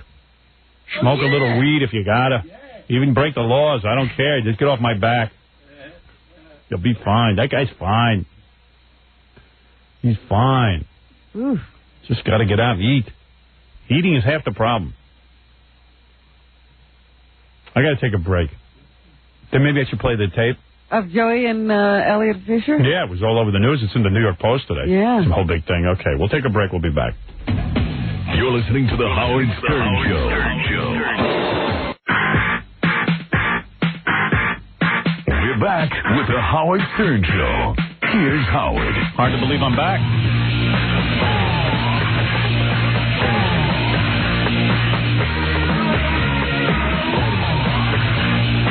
I'll play Mr. Fisher and Mr. Buttafuoco in a minute. A lot of requests coming in for the Kathie Lee song. Ever since Kathie Lee had that trouble with that guy accusing her of having Honduran slave labor make her clothes, we got a nice little song going. This is called We Don't See the Sun. These are the kids of Honduras singing. I'm supposed to be personally responsible for everything that happens around the world in Honduras. Kathie Lee is such a phony. We don't see sun. We're kids in Honduras. We don't see sun. She didn't know that we mail her clothes. We had to sew them with bloody fingers and toes. Kathie Lee says she helps kids. She's full of crap. We work for pigs' wages while Holy takes a nap. She's such a loser. Well, Kathie gets rich, we all get poorer. Kathie Lee is no hero. She's just a jerk. I often wonder now what my life would be like and what would have happened to me if I hadn't gone to that Billy Graham movie all those years ago and trusted God with my life. I've made an awful lot of mistakes in the years since, and I've been accused of making some that I haven't made. I don't think my integrity should be called into place when this is a man who stands up, nobody's ever heard of him before, and makes allegations against me and Walmart. Poor Pedro got no dough, but Kathie Lee's in the sun.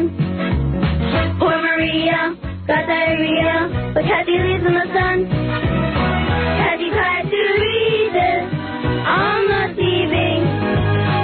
She doesn't care if we have leprosy. I started my clothing line to benefit children. Millions of dollars have gone to help children. And I truly resent this man imputing my integrity. You can say I'm ugly, you can say I'm not talented. But when you say I don't care about children, that I will exploit them for some sort of monetary gain, for once, mister, you better answer your phone because my attorney is calling you today. How dare you? Got no food, it's so rude, but Kathie Lee's not upset. If fruit flies are buzzing around the Mulmer's head, that's why we're loading that dumb bitch in her Walmart clothing. She's the fun of all time. Kathie Lee's in the sun. How dare you? How dare you? How dare you? Kathie Lee says we can call her untalented and ugly. So, let's go for it. I love that song. And I know you do, too.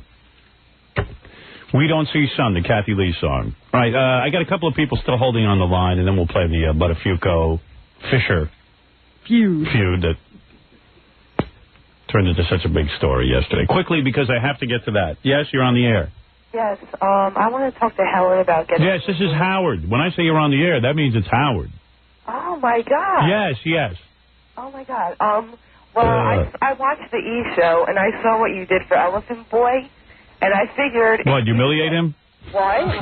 What did I do? What did I do for him? You got him a date. I got him a date, that is correct. Yeah, so I figured if he could get a date, then I definitely could. Well, what's wrong with you? I'm overweight. Women are a lot less particular than men. I'll be honest with you. It's a man's world. Even somebody with a distorted vocal pattern can get women. Yeah. Very hard to take a woman. How much do you weigh? I weigh about maybe 250, maybe. Oh, my. So that means you weigh about 280. Oh, my. What do you mean? Tell the truth. No, about 250. No, you weigh more than 250. How do you know? Because I know how people think. I'm a study of human nature. Well, whatever you want to say. That's, you know. You weigh 280. What? You weigh 280. If you say... if you say so, then that's... No, I'm not trying to put words in your mouth. I know that when a heavy person says they weigh 250, it means they weigh 280, yes. Okay, I weigh 280. Of course. I told you. Okay. I'm right, aren't I? Yeah, you're right. I know I'm right. Yeah. Listen, I'll tell you something. I'm not a particularly intelligent man when it comes to studying math or science. Yeah. But when it comes to fatzos, I know them. That's the kind of guy I am. I have weird knowledge. I think you're really cool. Of course I'm cool. I'm the coolest, Daddy-O. I'm the greatest. No, but see, like, the problem is, like, I have a lot of guy friends, and they all tell me, you know, hey, you're a knockout. You could be a knockout if you lost weight. You know, that's another thing. Let me clear up for you, because I'm going to be totally honest with you. Yeah. That is code for... Let me just say something. Yeah. There's a lot of obese people. You look at them and you say to them, man, you would be great looking if you lost weight. What a pretty face. Let me tell you something. A lot of them lose weight. They're still ugly. No, but I'm not ugly. Now, listen to me. So if there's no guarantee... That's a lie. That pretty face is a lie. Yeah. A lot of them, what happens is you get so fat, all your features look the same. Oh, that's a shame. Oh, that's a shame is right. That's a shame, Howard. What do you really love to eat? What is your passion? I like to eat junk food, exactly. What kind of food? Junk food. What is junk food? Like, just like going, like, to McDonald's or whatever. McDonald's. You're a big fatso and you walk into McDonald's. Oh, they must love when you walk in. And what do you eat there? A couple of fries? The curly fries? They don't have curly fries. Well, I wouldn't know. I stay thin by not going there. Oh, okay. Do you just drive through or do you walk in? Walk in. You walk in? Yeah. The sign changes when you walk in. Really? Oh, that's Numbers good. start to roll. Numbers start to roll. All right, I found you a man. You ready? Who? Richard from the Bronx. You want to date her? Yeah, I'll go out with her. What do you? Why do you want to go out with her? You like fatsos? Well, let's put it this way. I'm a lover of the gay sheesh, and I say there's beauty in every woman. You can make love to a woman that weighs 280 pounds? I've done it before. Really? Yeah. And when they take off their clothes, you don't pass out? No, because there's more women to hold. There's more cushion for the pushing. Oh, I don't buy that. You're sick. You know what? You're sick. Thank you. Love you, Howard. Yeah, sick man. We're not going to let you go out with that guy. No. I'm not going to let you go out with him because you know what? He'll chop you up like an elephant. That's a shame. And save your tusks. I thought you were so cool, you know? No, you don't want that guy. Like so brutal. That's right, I am brutal. What show have you been listening to? You didn't know he was going to say these things? Honey, you are an oxen. Now, what you got to do if you want me to get you a date. Oxen get mates. You want to come down here and let me look you over? Of course, yeah. All right. Why don't you come down here? You going to get naked? No. No, she's not. Not in my studio. That's discriminatory. I don't want it. That's right. That's discriminatory. Let the discrimination begin. I don't want to see you naked. Yeah, so? I'll tell you something. They're the size of an elephant. You know that a baby elephant weighs about 220? So, fat people have feelings too, you know? Oh, please. All you got, you know what kills me about you? What? All you got to do is not go to McDonald's and eat yourself something fresh and healthy, and you would be thin. Well, it's not that easy, you know? Well, were you raped or something as a young woman? I said, were you raped as a young woman? What? Were you raped as a young woman? Yes, I was. Of course. That's all you're doing is hiding behind the fat. I know your whole story. Well, you know my whole story? You were raped with a French fry. Oh, stop it. Oh, God.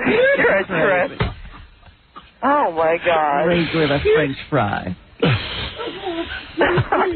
Someone forced French fries into her. God knows what got a hold of you. I was raped with a French fry. I can't believe I'm the size of a French fry. You are a French fry. Yeah. What? You were raped, right? I know your whole story. What, do you have to scream it at her? Oh, God, you were, that's right? a funny thing, you know. I'm not saying it's funny. Oh, Jackie gets a kick out of it. I'm saying that you are. I know the whole psychological thing here. Whatever, okay? All right, you want me to help you? Yeah? Have you ever had a boyfriend? Yes. Well, what happened to him? He died from asphyxiation. She rolled over on him in the middle of the He night. left me. He what? I didn't want to give him any, so he left me. Why didn't you want to give him any? Because I'm just saving myself for when I get married. Are you crazy? You better spread those legs. Crazy? You better spread those legs, honey. No way. No way. You think some guy's going to take up with a big fatso? The thing that he's looking for is someone who's desperate. I'm not desperate, okay? Sure you are. No. You're calling a radio show looking for a date. You got to be desperate. Okay, whatever. I agree with you totally, okay? At 280 pounds, you got enough for everyone. That's great. All right, now listen to me. Yeah. How old are you? I'll be 21 in June. Oh, you're young. I'll get you a man. I can get you a man. But all you got to do is lose the weight. Why don't you do? You know what you ought to do, John? You know, my wife just lost a ton of weight. I love to exercise, but I just don't feel motivated, you know? All right, Like, what when is it? I feel better, you know? All right, listen to me. Yeah. You're a young girl. You're carrying around all that weight. Get down here. I'll shape you up. You're going to fix it. What are you going to do? I'm going to put you on a program. Yeah. I'm going to put you on a How are regimen. you sure it's going to work? Because I know. If you stick to my regimen, you're going to be thin as a pin. What, are you on some type of diet? Yes, of course I am. I have a weight problem. I told you. Of course I do. Why? Because I'm thin? You don't think I have a weight problem? Exactly. I struggle every day with it. I sit here eating rice cakes. You think that's fun? No. Oh. Yeah. Well, you're so spoiled. I'm not spoiled. 280 pounds.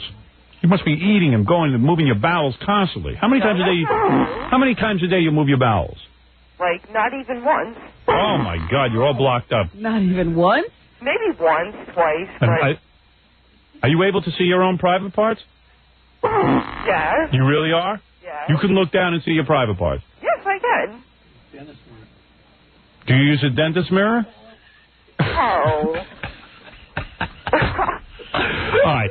I'm going to have Gary book you for a time to come down here where I'll do an evaluatory... Yeah, but see, you know, I don't drive, so how the hell... Oh, my God, are you unbelievable.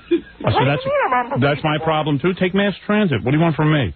Listen, I got the better things to do. If you want to come down here, I'm inviting you down here. I'll look you over and I'll help you out. You call for my help, I'm offering it to you. I can't... what do you want me to do, send you a flatbed truck and get you down here? Oh, whatever. Maybe I'll have some breakfast down here for you, a healthy breakfast. How's that? Oh, she's on her way.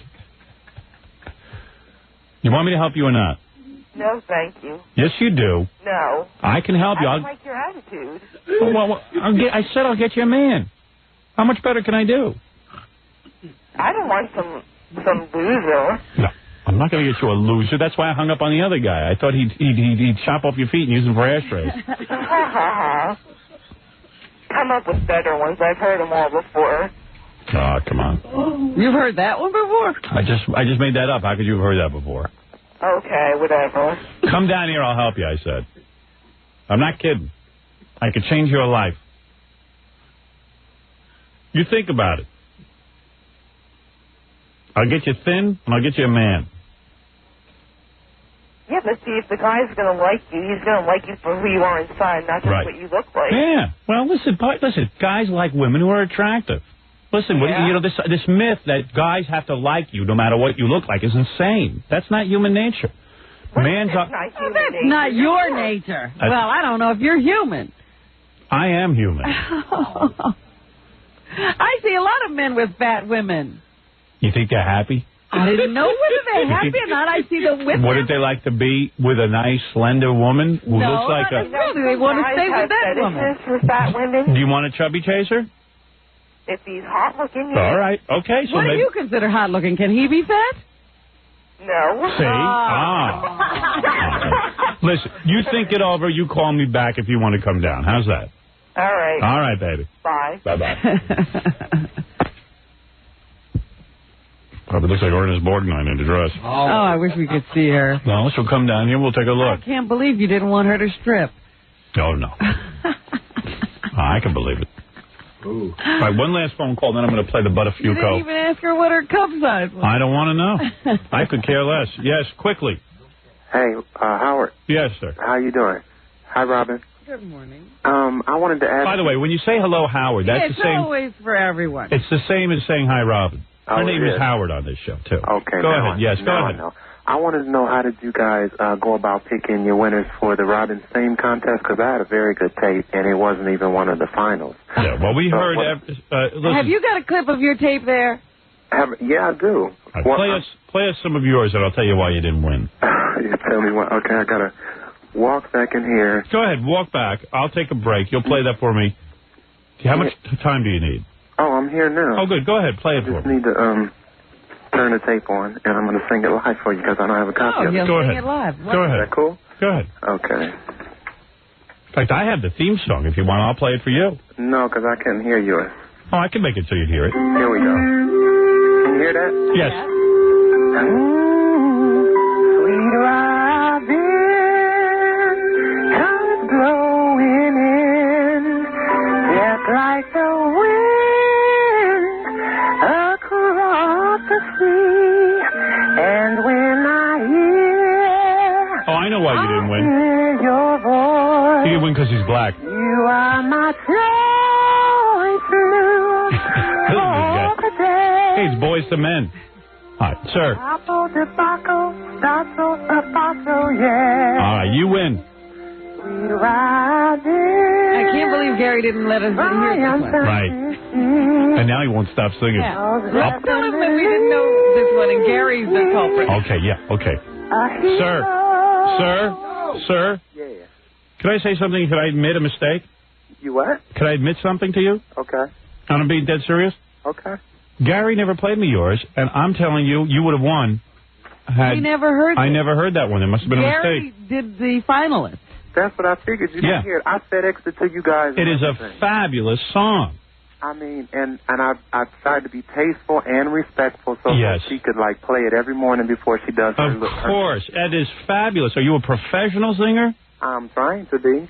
Gary, let me ask you something. I noticed this gentleman is black. Am I right, sir? Are you discriminating? Are you a racist, Gary? Absolutely. That had everything to do with it. You didn't play because he was black? No. We had some black finalists.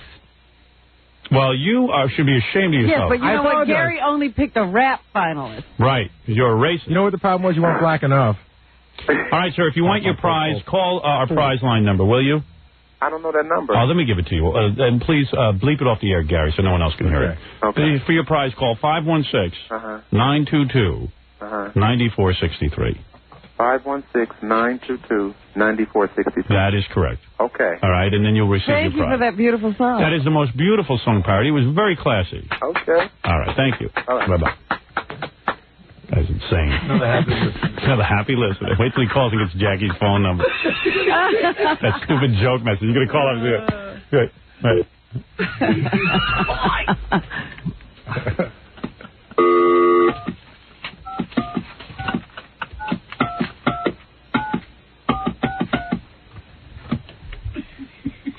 Hi. Jackie's great. Hello, this is Jackie the Joke Man, and you know I love it when you use your finger and dial 516-922-WINE. For Jokeland's internet address on the World Wide Web, press 1. For information on my May 3rd show at the Troy Savings Bank Music Hall in Troy, New York, press 2.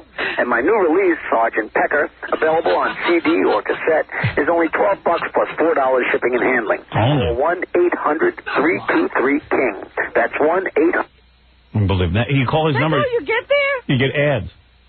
And then 20 minutes of jokes. Solid. But I got to sit through the ads. Duh.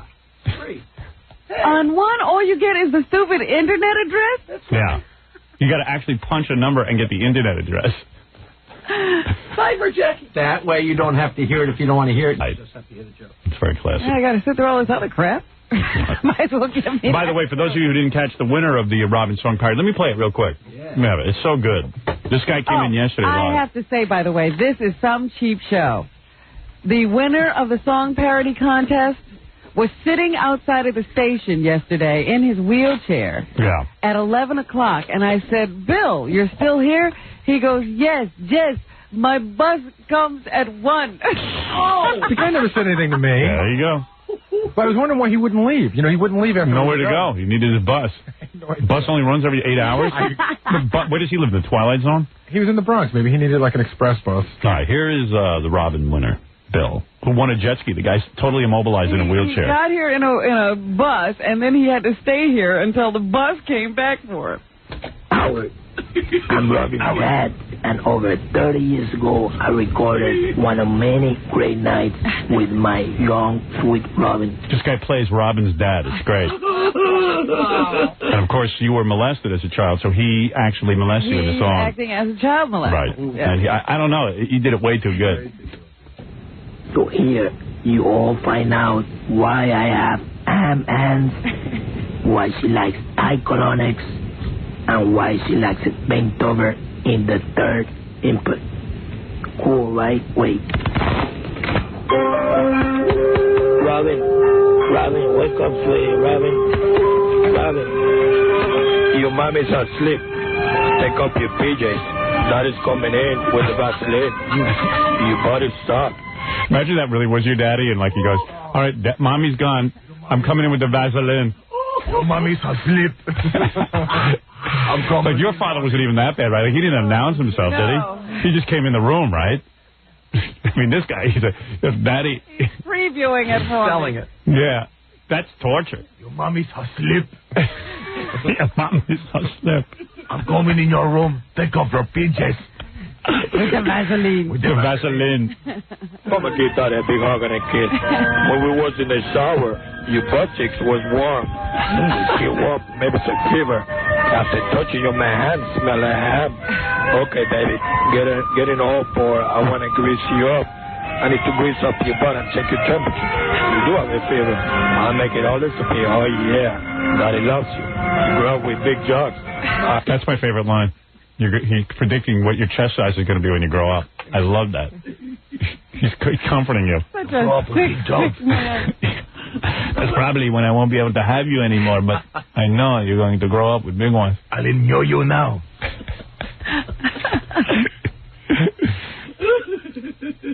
Like your father never said anything, did he, when he did this? Even your father wasn't this weird. My father wasn't this weird. You know what I mean? Oh, no, I don't know what you mean. Like, would you rather have this preamble or would you just rather have it? I could have gotten away with all this chatter. Yeah. At least you gave a warning. Could have crawled out the window while he's knocking at the door. How lucky are we that guy Bill is in a wheelchair? Robin, sweet and cute, 3 input babe. Then and now, unconsciously, reenacts my abuse. Unconsciously really likes my abuse. Not subconsciously. Reenacts my abuse. Oh, I think he says unconsciously really... No, he's unconsciously, I'm reenacting. Oh. With eye colonics and loving anal sex, bent over the sink, Daddy loves you. Very nice. Oh, man, what a musical talent. Yeah, that guy won. Anyway, okay, let me take a quick break, and then you'll hear what all the fuss was about between Mr. Fisher and Mr. Buttafuoco. Okay. You're listening to The Howard Stern Show. We're back with a man whose wife would never cut off his private parts with a butcher knife because a nail clipper would do the job just fine. Howard Stern.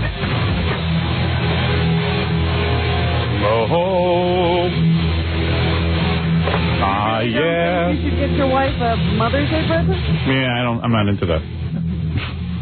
I'm very tired. Her present is me.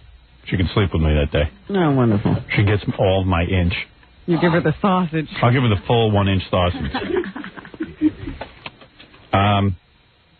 All right, before I play Buttafuoco and Mr. Fisher, which I'm going to play in 2 seconds, I just thought I'd play you Dennis Rodman on Oprah crying. Oh, yeah. I watched it yesterday. I saw a little bit of it. I haven't seen the whole thing. Yeah, Dennis is coming in next week, but all of a sudden he just started crying when we have to ask him about his daughter because evidently he'll burst into tears. Well, I understand that the question wasn't even about his daughter, was it? Oprah just said, hey, who do you, what person... Who do you respect or something like that? I don't respect my kids. Well, you know what it is? Dennis Rodman's dad left him when he was 3. Right. And now the guy's running around wearing his jersey and everything, but, he had no Where is that guy? We ought to interview that guy. Yeah. And Rodman's like, hey, I don't hate the man. What a bad move he made. Dennis was pretty cool. He says, I don't hate the guy or anything. It's just a look. What am I going to have to do with him? I had to be my own father. Right. So why now, when I have money and I have fame, is this guy coming into my life? But he wants to be dad. Yeah, he says, I can't call this guy dad, and I don't want anything to do with him. So in the book, he says, the guy just stopped coming home when he was 3 years old. Yeah, just stopped showing up. That's great. Good job. And then Dennis says he was hanging around, with just women, his mother, his sisters, and everything. He started to think he was a homo. Yeah. Because he had no male role model. Well, that's why he dresses like a woman, I guess. Yeah. Everybody else in the house did. He says, for Christ's sake, I thought I was a homo. And Oprah says, are you a homo? He goes, no, I'm not a homo. He says, but, I've thought about it. And he says, well, every guy's thought about it. Have you thought about it? No, he said every guy but Howard Stern has thought about it. Oh, he didn't say every that's guy. what he said. Really? Yeah. Let me play that for me. I don't have that clip. So anyway, then Oprah says at the end of the show, he just started crying like crazy. I mean, tears were just rolling. Here, I'll play it for you. You ready? Here you go. Who do you respect? I respect Chuck Daly. That's his coach from Detroit. Respect my girlfriend that picks up all my stuff, but I truly respect one individual that...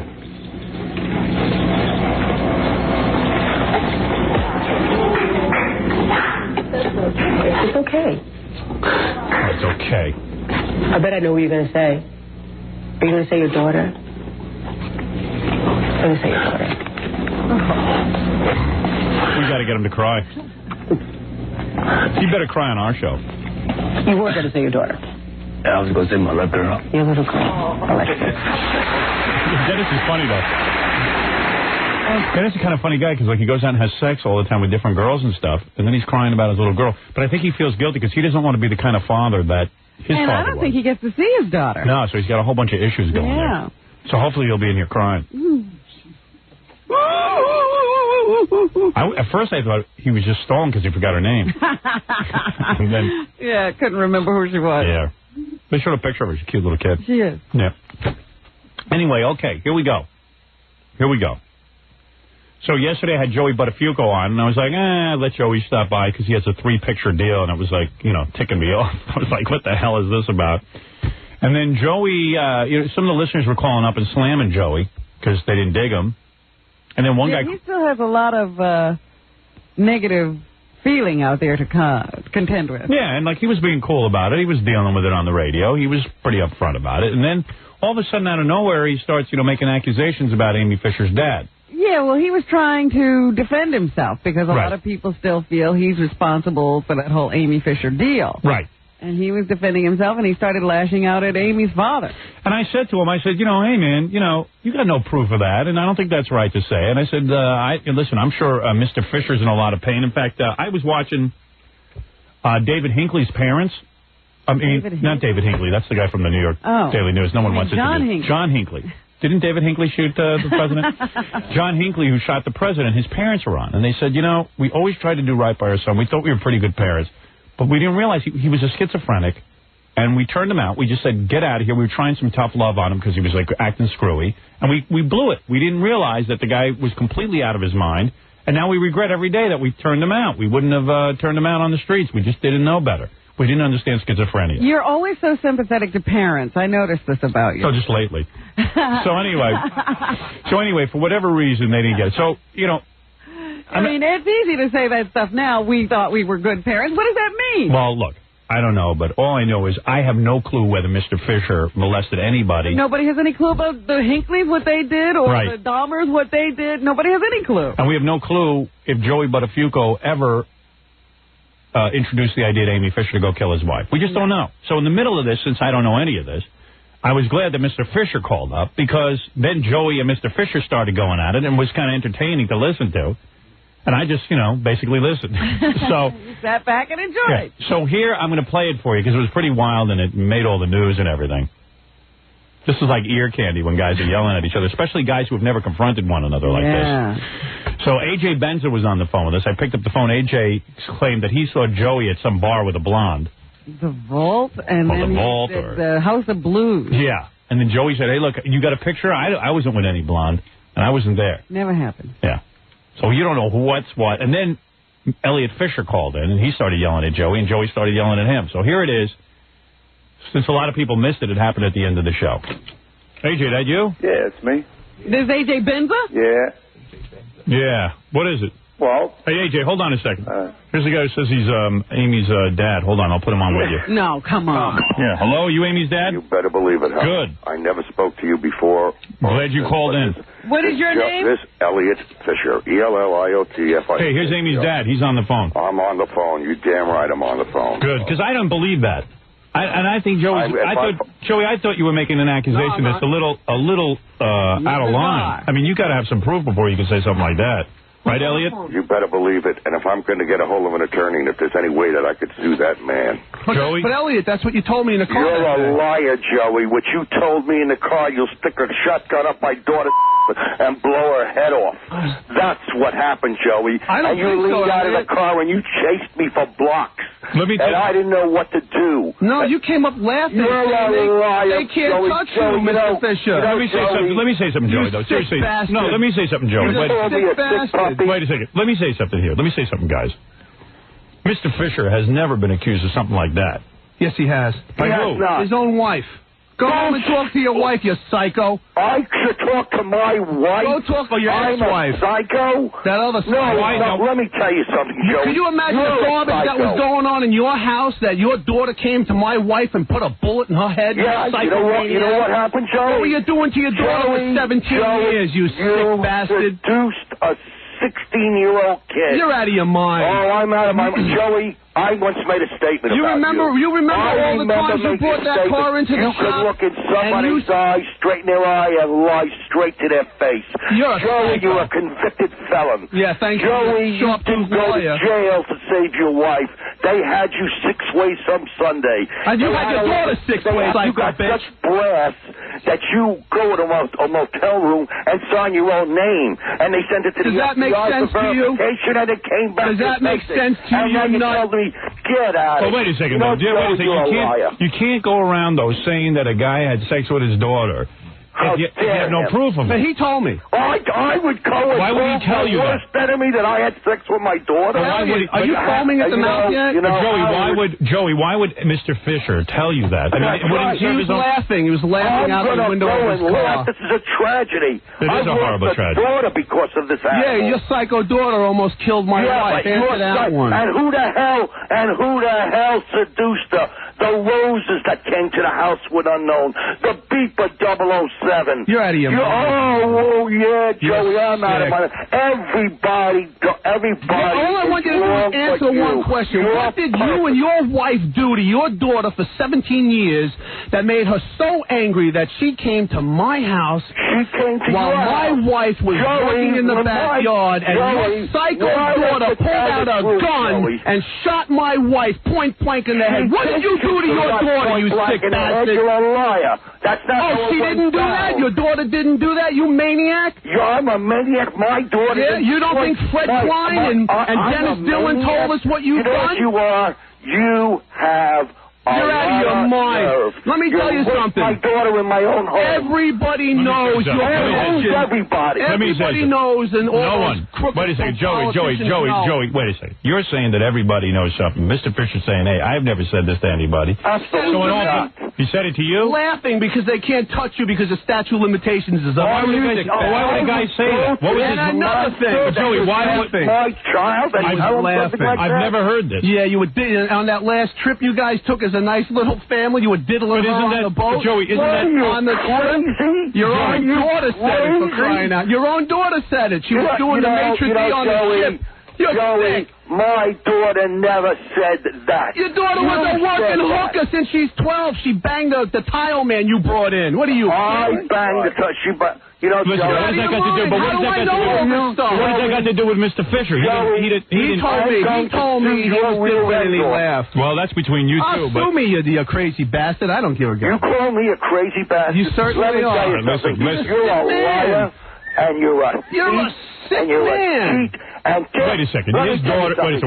Why did you go out of the business? Because Bobby's wife says he gets out. Why did they change the name to International Car Collision from Complete? Because they were losing you were a liability. Mr. Fisher, you're making $17 a day selling yarn on the corner in Freeport. Don't talk to me about this. I do $3 million a year. Yeah, Joey, you were nothing, Joey. You're a They got you in drug rehab. They got you in alcohol rehab. You make crazy accusations. You have nothing to back them up, and you went to prison. Let me tell you something. Your daughter's still in prison, and we're going to keep her there for the rest of her life. I wouldn't spend 1 minute in prison. They had you. You hide behind a heart ailment like the old Italians. I got a bad heart. Yeah, you got a bad heart. Wait a second. Hold on. Wait a second. Listen. Mr. Fisher. Joey, hold it a second. Give Mr. Fisher a second. I've been told that he has certain connections to a lot of political people in Nassau County, certain judges, made his daughter available to certain people. I have names. I have judges' names. You name those names. Joey, those are outrageous. Wait a second. Those are outrageous. Connections. You'd be in jail. Those are outrageous. You would be in jail. You can't make outrageous accusations.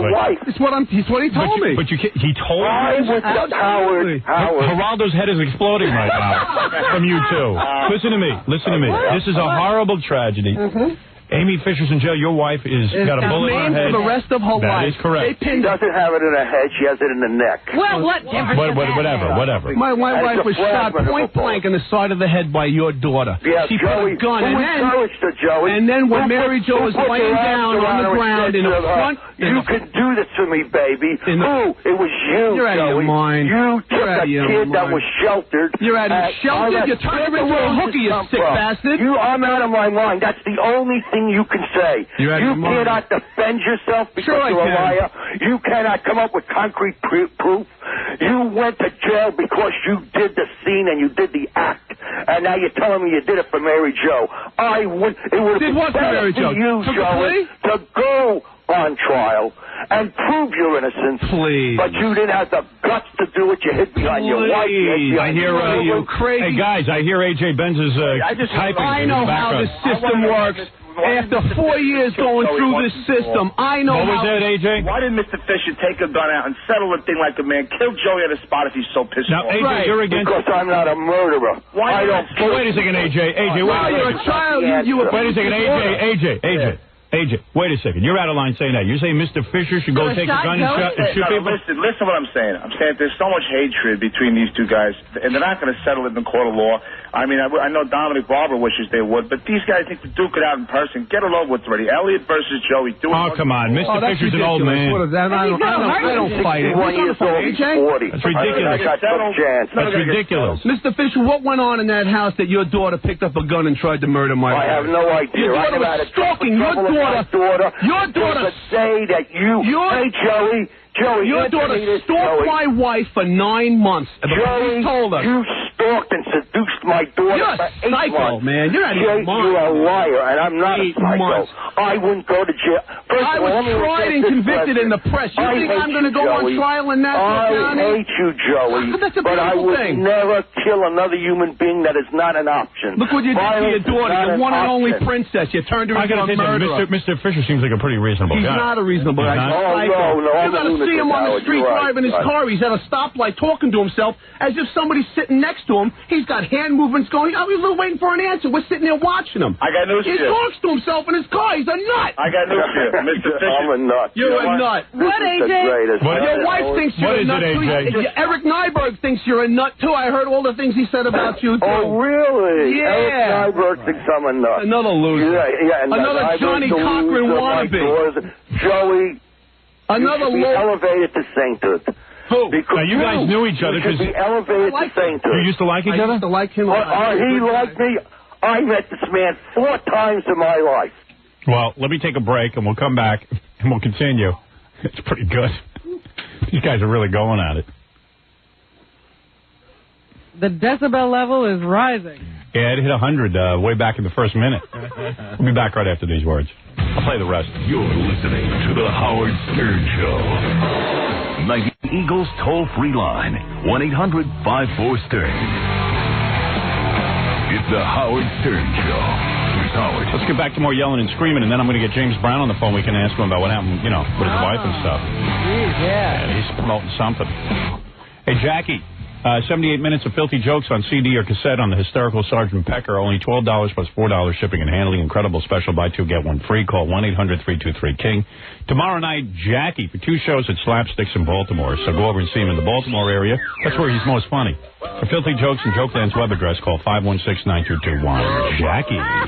Let's get back to the yelling and screaming of Joey Buttafuoco and Amy Fisher's father, Elliot. Now, you guys knew each other because be elevated to saying to. You used to like each other? I used to like him. He liked me. I met this man 4 times in my life.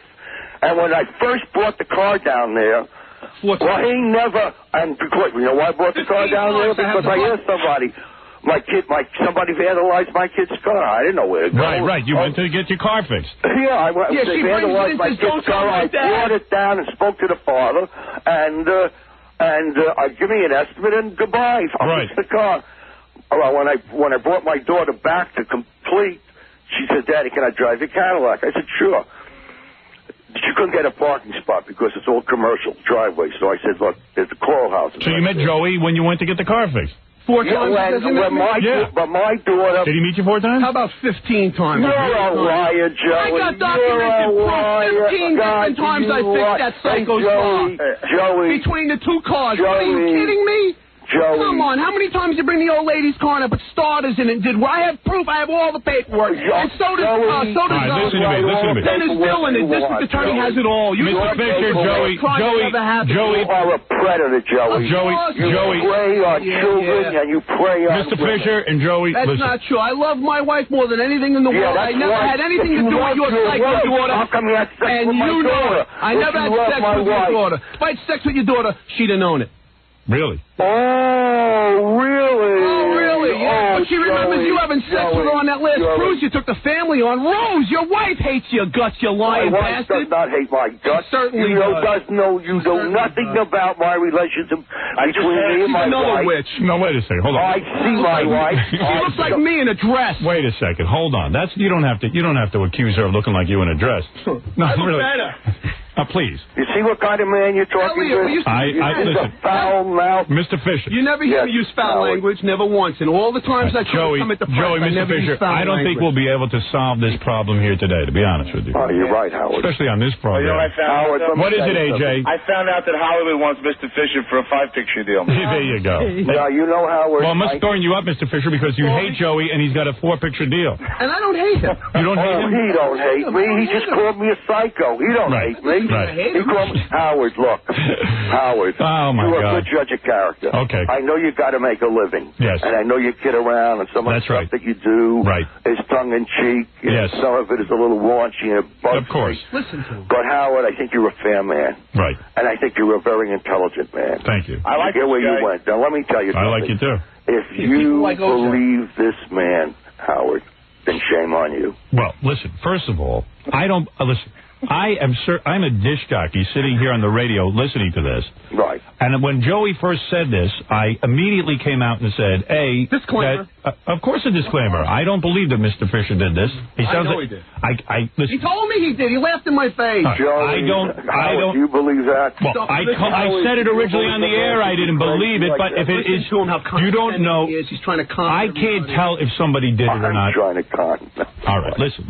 Yeah, okay, Howard. I simply can't believe that anybody who was Amy Fisher's father would call into this program. Right. It is Amy Fisher. That's right. You know I just can't believe it, though. You don't think this is Mr. Fisher? No, it is. No, this is. But he's lying one lie after another. Joey knows it. I'm not saying I don't believe it's Mr. Fisher. Right. I'm saying I can't believe a reasonable man would be having this conversation. I think Mr. Fisher. I think Amy's father bragging about it, trying to pick up chicks, and this was told to me by people in my own neighborhood. Well, aren't people going to tell you?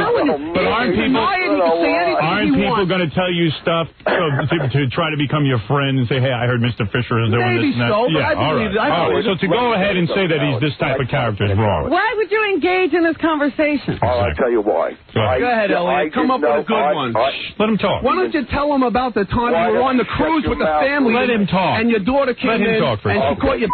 Oh, you were there. You bought her a new car. That's what you did. She caught you.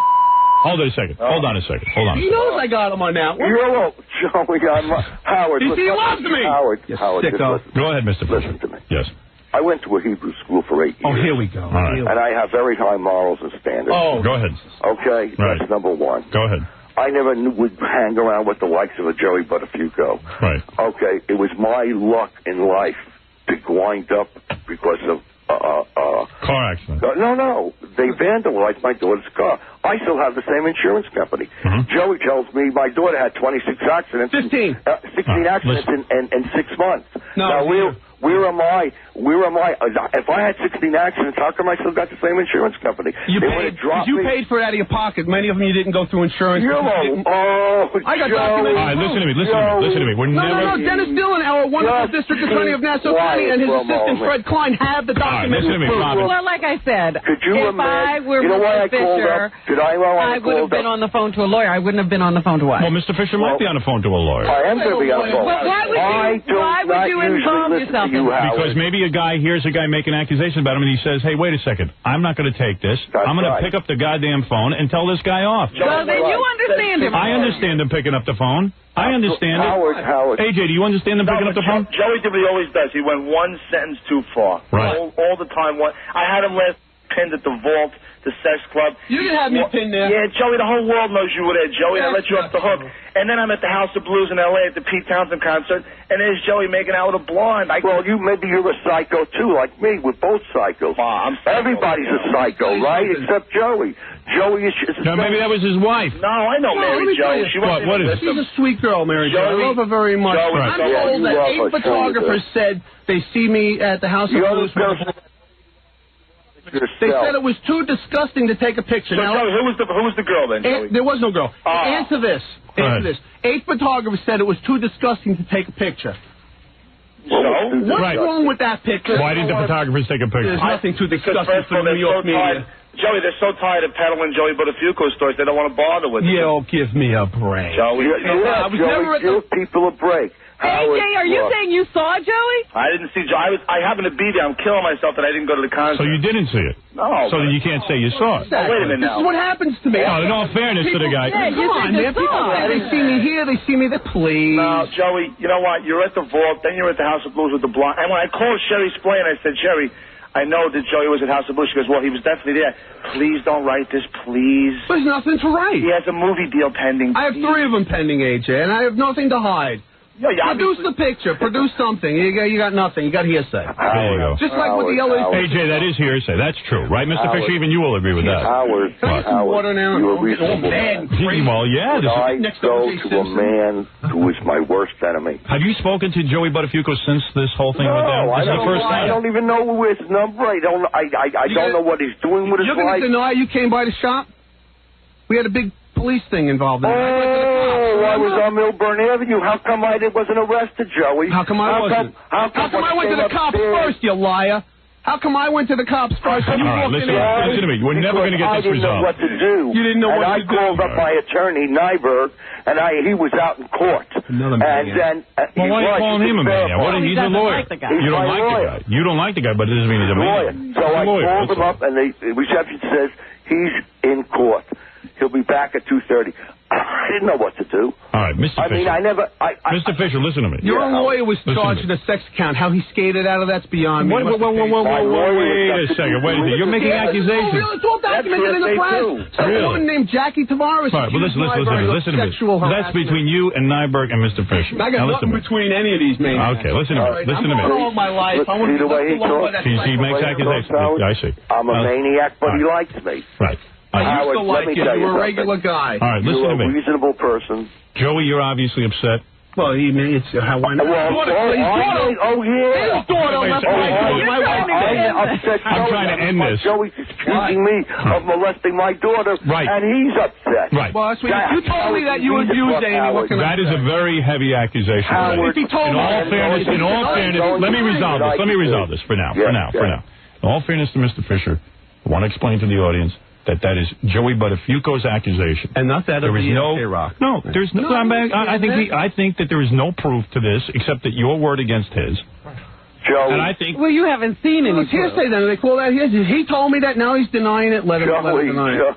You know, there's some things called common sense and deduction.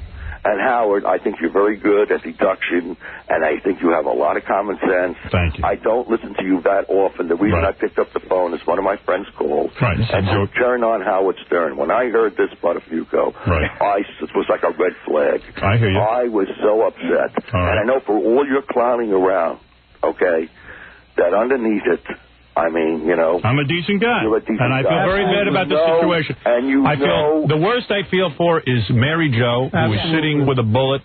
I am also feel very bad for this Fisher. My daughter was a victim of Joey. You're out of your mind. Your daughter left my beautiful wife for dead. My children were coming home from school and found their mother. AJ, she was dead. I got to hang up on you because Mary Jo's on the line. Dead. Your daughter Amy left my wife dead. Let me finish because he goes on screaming. All right, let me just put Mary Jo in there. Mary Jo, Mr. Fisher, you there? Howard? Yes. Good morning. Hi, Mary Jo. Hi, Mary Jo. Hi, sweetheart. Hi, babe. Is AJ off the phone? Yes.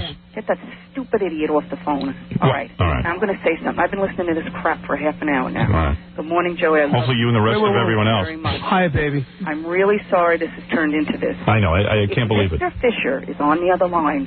I would like to ask him why his daughter tried to murder me. Tell me that, Mr. Fisher, let please. me tell you. Can I tell you something? Please tell me. Go ask your husband. Your husband seduced my daughter.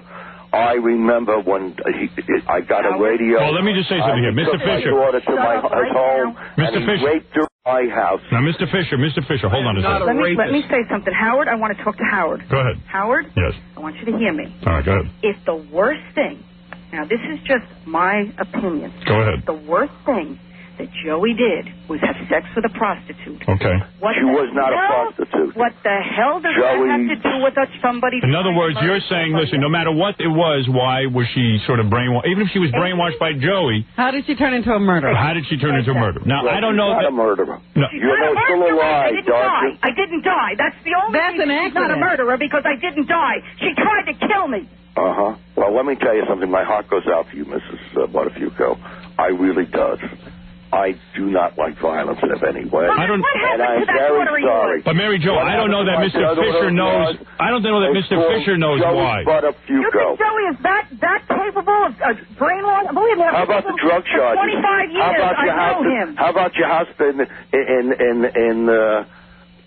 Baldwin? How about all the drug rehabs? How come he was on drugs all the time? My husband had a coke problem. Oh, well, I'm telling you. 10 years ago. Well, Mr. Fisher, though, the point is that Amy, there's obviously character flaw. I have a 16-year-old Mr. Fisher, and he doesn't walk around sleeping with girls and walking around paying other people. Mr. Fisher, let me tell you. Mr. Fisher, there's obviously a character flaw with your daughter that she would actually be able to pull the trigger with somebody. That's a different issue. Yeah, it amazes me too, Mr. Fisher. I have a best friend who is a police officer, and he said to me, I have never pulled a gun on anybody in my life. I pray to God I never have. Well, Mrs. Do you know what kind of nerve and what kind of psycho you have to pull a gun on somebody when you haven't done anything? When you get a girl that's 16 and 17 years old, and she meets a man 20 years older than her. Oh, yeah, Joey, you're wonderful, hon. Isn't it amazing, Joey, what kind of power you have over this person? Joey What is she, a marshmallow, Let me tell you something. I made a mistake. Yeah, you should have had your wife have an abortion. The mistake that I made when my daughter pulled that car into the parking lot. Yes, it was, Mr. Fisher. Let me finish. And when I came in to see Joey and my daughter walked around the corner, Joey says, wow, look at that little piece of... And I said, that's a lie. You're a liar, Joey. And I said, that's my daughter. And you're going straight to hell. Listen. I'm going straight to hell. Yes, sir, you see are. how kind of, listen. what you're dealing with, Howard? You're a I'm a psycho. I could go Listen to me. This is a terrible tragedy. He ran you out of your neighborhood. You are a monster. You know who's the prime mover of this tragedy? Yeah, your daughter Amy. Joey. Well, he knew she was 16 years old. Mary Jo. He knew it. 16-year-old. Listen to me. Listen to me. Right, she's on the money, man. Listen to me. Howard, let me you're saying, Mr. Fisher's blowing you by telling you you're a reasonable man. No, I am a reasonable man. How do you equate sex with murder? No. It doesn't make As I just explained. Sex that did it. As I just explained, Mary Jo. Joey's control over a teenager. He's going out, taking her out to fancy I don't believe, Mr. Fisher, I don't believe that nobody has control a teenager. Thank you. Yeah, and certain 16-year-olds wind up having lots of problems, and some 16-year-olds don't. Right. There's a reason for it. There's a reason for it. There are 16-year-olds looking for problems, and there are 16-year-olds being kids and having. But I don't know that Mr. Fisher. I don't know that Mr. Fisher is the reason for the problem. I don't know how she got that way. Right. The family has to do with the reason. Howard, you have 3 children. I have 2 children. It's all in the family. My kids just shot someone last night, so I know what's going on there. All right, but Howard, let me tell you something, Howard. Listen to me, guys. Accuses me that I'm going to go up. I mean, it's outrageous. And listen, guys, I'm going to come up to a guy that can do me no good in life. And tell him only bring me sorrow. Right. Mary Jo, Mr. Fisher, Joey, there's no way we'll resolve this today. You know that. Oh, you're right. All right. I get the last word as the victim of the Can I just say one thing? Yeah, but my daughter's Can I just say one thing? Too. I am. The victim's a whore, and she's doing everybody an Who got her into the escort, Joey? No, wait a second. Hold it. Why don't we do this? She's up there strapping on the big one, having a good time. Joey, Joey, please. At least you know where she is. Joey, please. Don't lower yourself to his standard. Please. He's lowering myself to my standard. Listen to me. The guy sells string for $17 a day, and all this starts from there. All right, listen to me. I'm cool. Can't resolve this. I'm glad Mr. Fisher called it, because when you make an accusation like that, the guy should be able to respond. Still hasn't answered my question. All right. Why don't you do the final question, and then we'll end this. It'll never be over, Howard.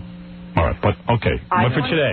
I want to know why almost 4 years ago on a beautiful day while I'm in my backyard painting, your daughter came to my house with a loaded gun in her pocket and tried to murder me. I have no idea.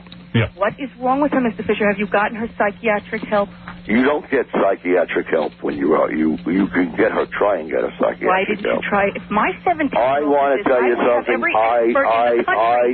Look, Mrs. Buttafuoco, I have nothing against you.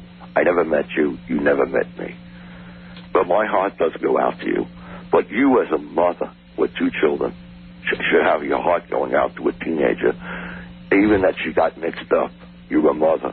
You should have some compassion. I am a mother, and if this was my daughter, I would be heartsick, and I would be trying desperately to get her help. Well, what do you think I'm doing? What do you think I'm sitting on my thumbs? I don't think. I want to tell you something. Joey has made some terrible accusations that I molested my daughter. They're not accusations, Mr. Fisher. Oh, really? Do you have proof? Fisher, do you have proof? Do you have tape? You believe it? And Joey told you. You have proof. Joey told you. Joey, except a lot of hearsay. She said this and. Oh, but wait a second. All right, listen to me. Listen to me, guys. All the court cases are over. All the court, yeah, right. That's right. All right. And I want to tell Mrs. Buttafuoco, I feel because I am crippled. Oh, absolutely not. It can never be over. I am crippled for the rest of my life. And so is my child crippled for the rest of her life. All right, listen, it's a terrible tragedy. It is horrible. It is a horrible tragedy. Harold is fine. That is my legal name. My mouth is getting dry. I'm so angry. I know. Howard. I'm sorry, guys. That I would go to with Joey Buttafuoco and say I molested my daughter. My God! You left out the part where you laughed. It sounds wild, but listen. I don't even. I want to end this because we're talking about things that we can't. I obviously don't know anything about it. Okay. Oh, God. All I say to you, Howard, is look at the facts. You got. Oh, Mr. Fisher, you know what I'm saying? I'm saying that you seem like a very reasonable man. I am a reasonable man. And Mary Jo is. Listen. Listen. Yeah, This is a. He's a schizophrenic. He talks. No, he is not. Listen, you can't. I'm a schizophrenic. I'm a moron. I'm a psycho. I certainly have 4 years that qualify me to talk like this. Oh, you have 4 years. 4 years dealing with psychos. You like psychos? No, 4 years dealing with psychos. Robin, how do I end this? Get Dominic on the phone. He'll straighten it out. Do I believe that Mr. Fisher molested his daughter? No, I don't. Do I believe that Joey had sex with Amy Fisher? Why did you entertain the thought at all? You don't know. I don't know anything about it.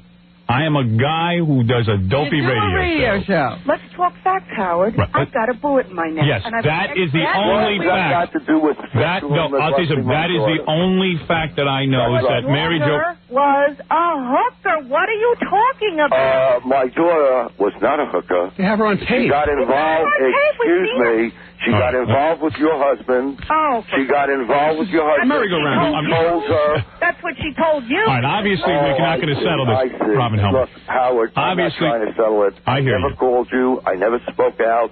Mr. Fisher, I'm glad you spoke out. Joey, Mary Jo. Go get our passports. We're going I am furious. Go get our passports. Let's get out of there. Listen. Go home, get the freaking passports, and let's get the hell out of this country.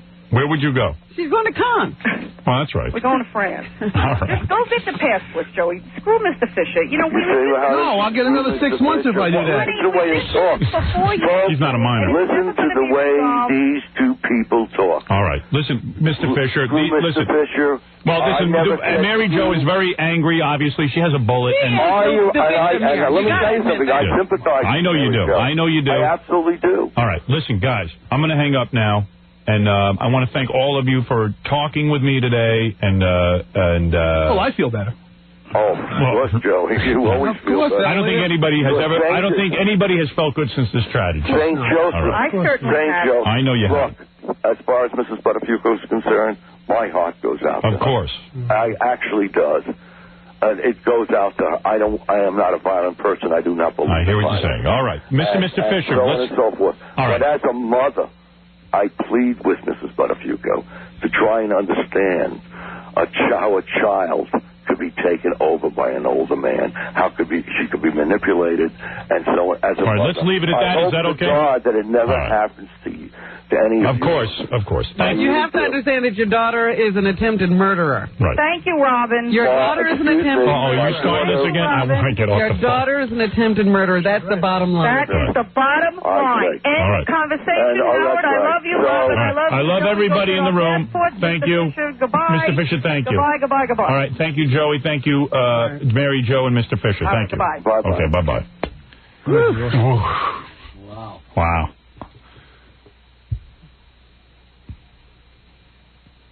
Well, there's Joey full of accusations. Anyone who's mentioned he was accusing. Eric Nyberg is accusing. Everybody's done something. Everyone's done something. There's not an innocent soul left. And again, there's not a grain of proof in any of that, and there's not a... This is not a court of law. Right. This show is not a court of law, and whether Mr. Fisher molested his daughter or not, I have no clue. Neither do any of us. And, Well, Robin said nobody's innocent, but somebody is innocent. Joey says he's 100% innocent. That's what came out of that. All right. Anyway, I got to take a break. It exhausted me listening to it. I was so tired yesterday after the show. Yeah, me too. Yeah, I went home. I went to bed at 5 o'clock and didn't wake up till 5 o'clock in the morning. Did you get any feedback on the show? I had like... No, I went right to bed, so I don't know what 10 heard. people said to me, I couldn't believe that guy was sitting in the studio and Howard polled you guys individually like jurors. And asked you to believe it. Not one person believed him, and it rolled right off them. Well, actually, Ivan Reitman called me and says, hey, I was just in my car because they get a 3-hour delay. He called me up and he goes, hey, I was just listening to Joey Buttafuoco. It was fantastic. I go, yeah. I said, can you believe when Mr. Fisher called in? And he goes, Mr. Fisher called in? I go, yeah. He goes, oh, I was just listening to the listeners attacking him. I go, no. Go turn your radio back on. Get that back on. Yeah, I said, no, he'll really be floored. He goes, what do you mean? I go, well, Amy Fisher's dad called in, Mary Jo. He goes, oh, I got to go. I'll go listen. People told me they were in their cars. They almost lost control of their cars. I know a guy lost control. Fred Norris. You know, it really took them by surprise, and they couldn't keep their eyes on the road. They were looking at their radios in disbelief. Yeah, it's pretty wild. Anyway, okay, so we're going to take a break. We'll be back right after these words. You're listening to The Howard Stern Show. return to the Howard Stern Show.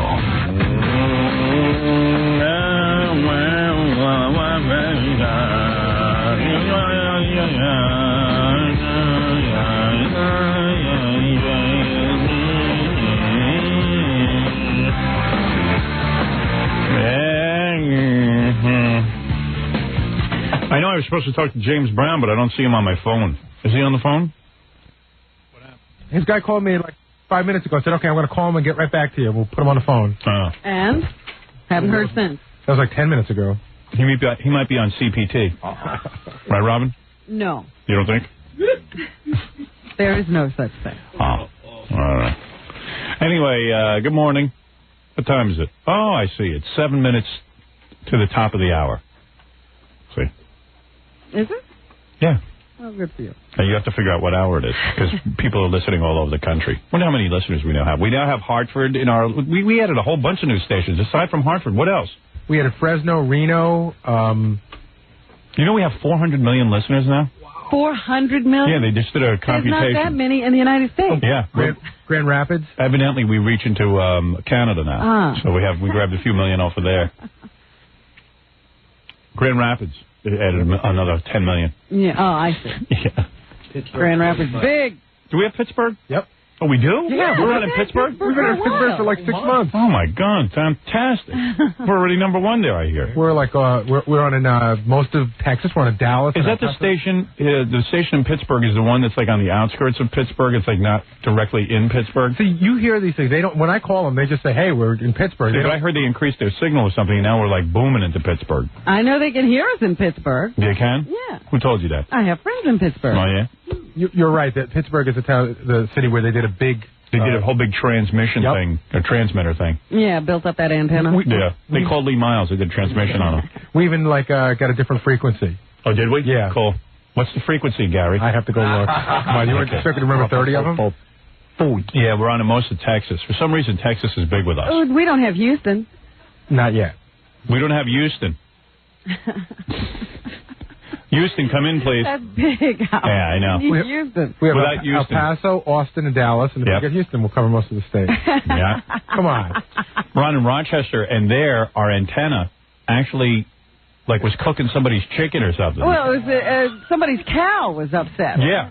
Some family was getting our signal on their toaster, on anything electrical, and they're like, and they're not even fans. But they were also saying the cow was disturbed. Right. That's what it is. Oh, here's all the stations. Let's see. Wow, we got a lot of stations. Albany, Austin, Baltimore, Boston, Chicago. The last I counted on that list is 31 stations. 31? Yeah. Yeah, I knew it had to be more. Gary kept telling us 27. Gary keeps saying 27. That doesn't have Lancaster on there. We're on in Lancaster? No, we're not on Lancaster. Okay. Get out. I'm sorry. No, we're not on the Lancaster. You don't know where. And there may be one or two on there that don't belong on there. Right. Oh, I see. All right. Get out, John. Oh, no, this is an updated list. No, there's 30-something stations here.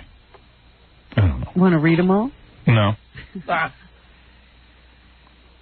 the states. I mean, the cities. Okay. Albany, Austin, Baltimore, Boston, Chicago, Cleveland, Dallas, El Paso, Fresno, Grand Rapids, Hartford, Las Vegas, Los Angeles, Miami, Myrtle Beach, New Orleans, New York, Norfolk, Orlando, Phoenix, Pittsburgh, Philadelphia, Reno, Richmond, Rochester, San Diego, San Jose, Washington, and York. Huh. There you go. And that's 50 stations, so 50. Whatever. Who cares? Whatever it is, we're on. Well, since James Brown has disappeared, do you want to do a trivia contest, give away boxing tickets? Do you think we should report it? What, that he's missing? I think he's missing a lot, Robin. Attention, all fans of James Brown. James Brown is missing. He's in Florida. I do know that. All right. Anyway, yeah, okay, I'll do the giveaway. Sure. What Why are not? you giving away? We got something cool. You can actually go to go to Madison Square Garden and see the fight Friday night. Oh, yeah. Holyfield versus Bobby Chaz and dinner for two. Ooh, did those teeth just get in the way? I know. Dinner for two at a restaurant in Manhattan, limo service to the fight. Yeah. Home and after the event, an HBO jacket and a pair of boxing gloves. Did your lip get stuck on your tooth? Yeah, that's what happened. Yeah. Hey, by the way, I don't want to get you guys excited, because it wasn't working out too good, but I was practicing my trumpet last night. Oh, yeah? Yeah. We'll bring it in already. No, I got to get a bigger mouthpiece. Did you get your lips around I got to get a tuba mouthpiece. Really? From the other end. No, it's a small mouthpiece. I used to always play a bigger one anyway. Couldn't we see him trying? Yeah. Dice does a bit in his new special that's going to air on HBO about tuba, like who invented the tuba, and like why? What parent? He says, talk about parent abuse. Who would allow their kid to take the tuba? It's a dumb instrument. Even the best, let's say the kid turns out to be a virtuoso on tuba. Nobody has written anything for the tuba. You'll never get a solo. You'll sit in the back of some room. Oh, there's my kid. He's on the tuba. That's why I quit playing. I told you, when my music teacher said my lips were too big, I had to quit the trumpet and take up the tuba. I wasn't playing the tuba. I mean, like, where's that going to get you? You know what they really meant for Gary. Gary couldn't play. Right. And I mean, and let's say you are great. You know what I mean? Let's say you're terrific, not like Gary. And you're terrific at this thing. I mean, what is the most amount of money you could be being the world's greatest tuba player? I don't know. And it's so uncool. Minimum wage, maybe. Yeah, you can't get chicks. Have you ever seen anybody that plays that's like under 300 pounds? Because everybody in the school band I don't know. Like a fat it's guy. always like the fat kid that gets to play the tuba. Because he's the only one who can carry it. Yeah, And not only that, they sit at the football games and they get stuff thrown at them because people try and throw oranges and stuff down the tuba. All right, let's do a trivia thing. Okay, I gave you a couple of choices here. Do you want me to just hand you one, or? I checked them off for you. Why don't you ask the question? Okay. And then I can play, too. All right, so here's the deal. We have a trivia contest going now, and the people on the phone answer, and then they ask us a question? They have to stump us. Okay. So if you get the question right, then you got to stump us, and then you get to go get the whole thing. A limo is included in that? That's a limo, and it's dinner at a restaurant. You go to Madison Square Garden. All right. So it's on HBO. All right, so it's 2 hurdles you got to get past. Hey, now. Go ahead. Okay, you want me to ask you the question first? You ready? Please. Who was the first woman to anchor a TV network evening newscast? Okay. Jessica Savage. That is incorrect. It is? Yes. All right, so let's go. Well, Barbara Walters. Barbara Walters. That's right. What about, it's Jessica Savage. No, Barbara Walters did the evening news. She did? Jessica did those news breaks and the weekend news. Yeah, that's right. And she got $1 million. Actually, she got $500,000 for anchoring the news and $500,000 for 4 specials. Yeah. I know all kinds of dumb stuff. All right, ask another one. Okay. This is history. All right. What was the number of John F. Kennedy's PT boat? PT 109. All right, go ahead. Think of Louis Square. No, I'm just waiting for one that we can't get, and then we'll give it to the audience. Because we can get it, it's too easy. What are the names of the 3 Cartwright sons on Bonanza? Ben, Joe, and Hoff. Wait a second. Don't answer. Adam, Yeah. Joe, and Hoff. No. Yeah, right. Ben was the father. Right, Adam. Don't answer so quick. I'm sorry. You're blurting it out. That's right. All right, go ahead. Okay. See. Go ahead. Let's see what else we got here. What was the code name for the development of the A-bomb? Oh, I know that. Manhattan Project. yeah. Well, there's 5 of you playing. Yeah. Of course, somebody's got to get it. All right, let's see if you I can ran out stump of me with one. questions. Don't answer, Robin. All right. All right, here we go. Ask me one. I have 4, but I'm just okay. so excited when I know one. How many voyages did Sinbad make? Oh, The comedian? there you go. All right, you see, I don't know that. I All do. right, well, don't answer it. Don't answer it. I think it's 7, but... Am I right? Oh, yeah. All right, ask me one more. I won't get it. How many cards? Here's a tough one. I brought 3 in. All right, but give I me have a tough one. This is a really tough one. All right, go ahead. What three European countries begin with the letter A? All right. That's a good one. I would have known that. 3 European countries that begin with the letter A. Is that like... This is like... It could be like Einstein. Yeah, forget that one. No one wants it. What is the answer? Austria's one. Right. Albania and Andorra. Oh, Andorra I would never have gotten. That's okay. This is the one we're going with, and this is the end of it. All right. Okay. This is science. All right, we won't answer it. What science fiction writer played a part in the development of radar? Okay, good. Now, I happen to know that. But I'm not do gonna... not. All right, who's going to know that, though? Okay, all right. All right, let's use I know that. who it is. Do you really? I think. It's not L. Ron Hubbard, I No, know it's that. not. Okay. No. Do you want me to guess? Yeah. Jules Verne. No. No. All right, good. Okay. All right. You see, No, I it's so don't know. hard. Well, somebody will know. Rod Serling? No. Rod Serling. I've got a backup just in case. Who's going to get... All right, we'll ask you. It's going to take forever, though. Well, we answered all the easy ones. Yeah, what? All right, let's ask James Brown. Is that James? Wait, James isn't on the phone. What is it, John? Yeah, well, the guy won't put him on until we're exactly ready. We're ready. Well, we're ready. How long are we going to drag this out? I don't want him to wait. Oh, who is this? This is the judge. Judge. Hello, Your Honor. How you doing, sir? How are you? All right. Are you ready? What do you mean this is the judge? The judge? The guy who Judge puts the Bradley cape? with James Brown. The guy who puts the cape on James? All I know is this guy's a judge. And you have to call him This is judge. Reverend Sharpton. Are you a real judge? Yes, I am. Really? Right. Is this Mr. Stern? Yeah, where are you a judge? In South Carolina. No kidding. Mm-hmm. I was on your show with Reverend Sharpton and Mr. Brown in New York last time. Yeah, I remember. We had a good time. Didn't know you were a judge, though. You want me to patch you in Mr. Brown now? Yeah, how is James doing? He's doing fine. He is? Yeah. I mean, you know, the tragedy of his wife. Yeah, he's getting over it. You know. Can I ask him about it, or is he going to freak out? No, he's not going to. He talked to you about He can deal with it? Mm-hmm. Is he dating yet? You're going to have to ask him. All right, go ahead. Put him to. Okay, hold on. He already got a stable of broads. Not no. Yeah, right. Hold on to that whole trivia thing. Okay. All right, we'll get to that and maybe Put some tomorrow. more cards. I will. Get more cards. We're not going to do that question.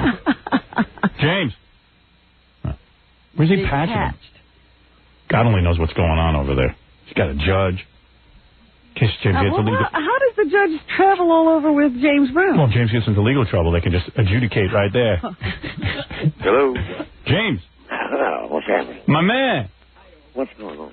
Yow. You don't sound good. That sounds very good, Al. No, you don't. Sound good. James does not sound good. He sounds bummed out. Are you just waking up, James? Yes. James, you sound like Mom's Mabley. Oh, I thought you were going to pick me, too. James, how are you feeling? I know I haven't spoken to you since the tragic death of your wife. Are you doing okay? Well, I'm doing pretty good now. It took me for a loop and still taking for a loop. Right. You guys were close.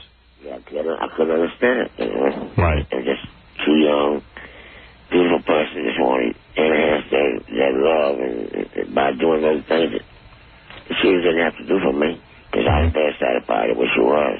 Right. As far as what she looked and everything, she's just beautiful young lady and knew everything about the business, very high spirits today, you know. Yeah, I understand. And, but that love, that proves that you have to fight for what you want.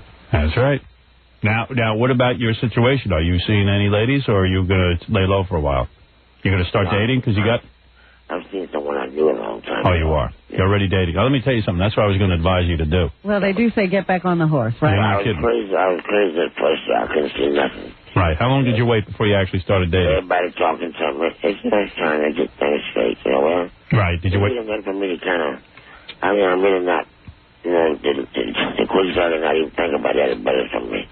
I see. It's a real rough situation. It's something that I sweated and tore with. I don't know.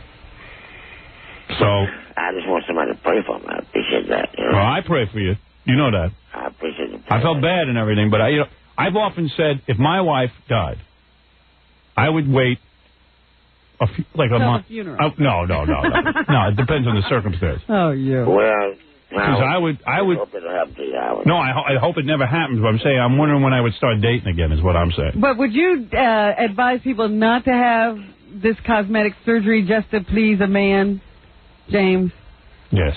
Well, I would never advise him about doing any cutting on himself. I mean, that's one thing I was dead set against, and I begged my wife not to do it. I see. Well, Howard's always trying to get his wife to do it. I try to get all women to do it. Hey, don't bring that up to James. Come on, man. Well, that's one of the things that... you coming to the show, Howard? Yes. Matter of fact, James... That's what I'm talking about. Yeah, I know. I understand. All right. Yeah, he wants to talk something else. I was talking about something that's going to make us get there. All right, listen to me, James. You're back on the road now. You're back doing these working. shows. That must be good for you. That's good to get back on the road, right? It's probably the best thing I know. I stay busy. And that's one of the things that makes you feel good because that's what people know James Brown for. Right. They love to see you entertain. They love when you entertain. You are the godfather of soul. Everyone knows And it. you're still dancing and doing all the moves. Oh, of course. What, are you kidding me? Well, one of the things I really like about the whole set is the fact that the fans have been great. The fans have been glad to see me back. And James, let me plug the show here. Saturday night. Yeah, where is it? You can see the legendary James Brown. One of a kind. All these young punks are ripping him off left and right. Right? Am I right, James? Well... Yes, of Don't course. you think that's more of a tribute, James? No, all these young punks, they try to do the moves, the same dance steps. But we know who started it all, don't we? Well, thank you very much, Howard. Of course. You always were very, very good and very nice when it comes to me. I appreciate you. Well, you're the Godfather. Do you consider it an honor that all these people have... No, he does not. He doesn't like it one bit. Oh, James Brown. Oh, I like it, Howard. Saturday night, James Brown is going to be at Delray Beach Stadium in Delray Beach, Florida. The whole orchestra. The whole James Brown experience. Right? Everybody. Along with the Bittersweets, which Howard met. Yes, I know the Bittersweets. Your backup singer. Yeah. He's a Russian. He said hello. You talking about those nice-looking broads you travel with? Huh? That'll get you over your misery. Son of a gun. Now, this is a charity concert for Mad Dads of Delray Beach. What's that? Isn't that like guys who want to get custody of their kids or something? Yeah. How'd you get them? I'll tell you one thing. I think anything that will benefit people to make them, enhance their mind to take care of the kids and keep them out the street is very, very important today. Uh-huh. I think one of the things Howard knows very much about me. He's quite aware. In fact, I'm behind education. I'm behind it so much that... You're behind it so much you're in front of it. Well, I am. You already slipped to the other side. That's right. I'm in front of it, pushing it, hoping the kids understand that that's the most important thing is to know.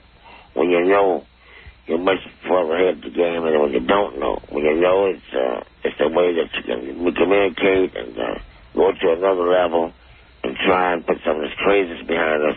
It's very bad when grandmother cannot go to the community because she may get mugged. Little sis cannot go to school because she can get raped. You're trying to improve life is what you say. That's right. And those fellows can't stand out in front of the door because it could be a victim of a drive-by shooting. And these are things that I'm fighting. Now, James, let me ask you something. Never mind all that nonsense. What about these... Not nonsense. Listen to me, James. Our country's in bad shape. We got to do something about it. You know what I'm talking about. I'm saying those singers that travel with you, do you ever get to see some of them topless in the dressing room? Yeah. Oh, man. You can't see that? You're not thinking about helping these people. What are you talking about, Howard? I don't know what I'm talking about. He's a little crazy this morning. I'm a little crazy. I'm a little out of it. Howard is always that way, but he's a good person. Yeah, I'm a good person underneath it all. You know what I mean? Yeah, you're a good person all the time, Howard. Thank you, James. Everybody loves you. James Brown is the Godfather of Soul. See him Saturday night at Delray Beach Stadium in Delray Beach, Florida. It's a charity concert. Go see him and witness the greatness of James. I've got a brand new bag. It's a man's world. Try me. Get on the good foot. Living in America. All the big hits. Am I correct? You got it. Of course. Thanks, James. Love you. God bless you. God bless you. The Godfather of Soul, Robin. There he is. James Brown, the legendary. Thank you. Ow. Hit it. Oh. I think we interrupted James's sleep. I think so. I love that guy. I'm listening to that voice and saying, he's going to sing? Oh, he'll get it together. He can do it. I think I might have heard a girl there. She'll get him in shape. I was trying to find out when James was starting the date, but I think it was too painful for him. Well, he did tell us he sings something. Oh, yeah. That's what But we don't know when it started. In my case, it would start the next day. Well, I sit at the funeral. At the funeral, I bring my date. You did in your book. Hey, you sit over there, brother. I gotta go grieve for a while. James Brown, the legendary James Brown, ladies and gentlemen. He is a great performer. He is a legend. He truly is. Much like myself. It's great when two legends get to talk to each other. All right, I got to take a break, and we'll come back. We'll do the news. Yeah. And we're going to get back to this trivia thing? We could do it right here. Jesus. You know, when we come back, or we could save it for tomorrow. It didn't go too well when we tried it before. They ended up with asking Antarctica questions. All right, we'll be back right after these words. Endora. That's from Bewitched. This is Robert Vaughn. I listen to Howard Stern all the time, and I'd like you to also listen to Howard Stern all the time because he's good. Thanks, Bob. He's good. Is he still alive? Yes, he is. Good. Good for him. Congratulations on that. Hey, by the way, I can't do the trivia contest now because we're running out of time. I promise you we'll do it tomorrow for those tickets for the big fight with Evander Holyfield and Lennox Lewis and all those other people, Bobby Ches or whatever his name is. All heavyweights, I understand. Understood. That is correct. That is correct, sir. And now, why don't we play Robin's intro so she can start the news? And now here's Robin Crazy with the news. No, that is not James Brown, Robin. That always disarms me. Right. My sweet Robin.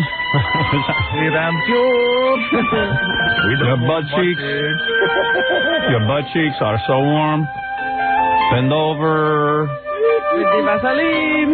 Get the Vaseline. Loving anal sex. You have a fever. I have to take your temperature.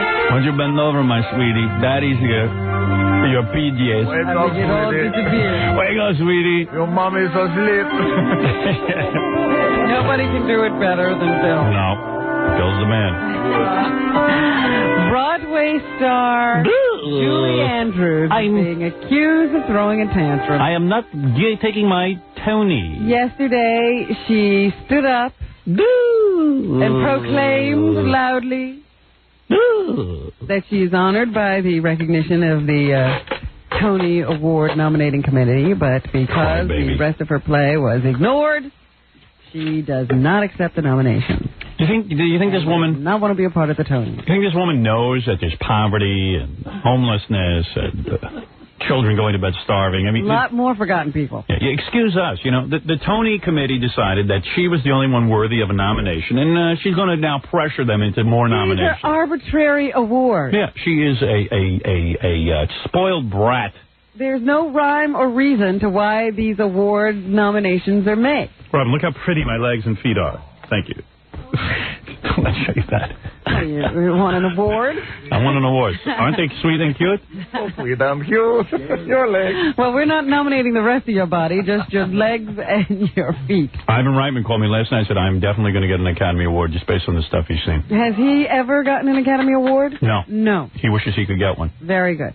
All right. Will we allow Julie Andrews to speak her piece? Can I just say one thing about the Academy Awards? If I'm the only one nominated and you are not, Robin? Don't you dare accept that award. No, I'm absolutely going to. She has set a precedent, and I expect you to follow it. Yeah, no way. I'll accept. You did not do this alone. All right. Here is Julie Andrews, Robin, unlike me, who will selfishly accept the Academy Award.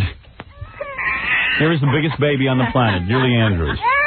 Spoiled rotten. It's a horrible play, isn't it? I walked out at intermission. I couldn't take it. And Robin will sit there for anything. I'll watch almost anything, but this was just... Why was it so horrible? Tell me. You realize that the movie rested on the charm of the performers involved. It wasn't really that great a film. Right. And it didn't have a bunch of musical numbers shoved into it that you really didn't want to listen to and didn't have any real... You know, you don't walk away humming any of these songs. The only song that really works is the song that was in the film. The rest of them are these additions that just aren't that good. Throwaways. Yeah. Thank you. And they don't have, you know, the performers don't have the same charm of a James Garner, let's say, or, you know, some of these other people. You know, James Garner has charm? Well, he did in that film. He did? All right. So it just lost something in the translation for me, and I couldn't sit through it. All right. But, again, the audience seemed to be enjoying it, and they say they've been getting standing ovations every night. So here's Julie Andrews. Flattered as I am and honored, I have to say how deeply sad I am to be the only nominee in this extraordinary company. Sadly, I cannot accept this nomination, and I prefer instead to stand with the egregiously Egregiously? She sounds like me. Yeah. In fact,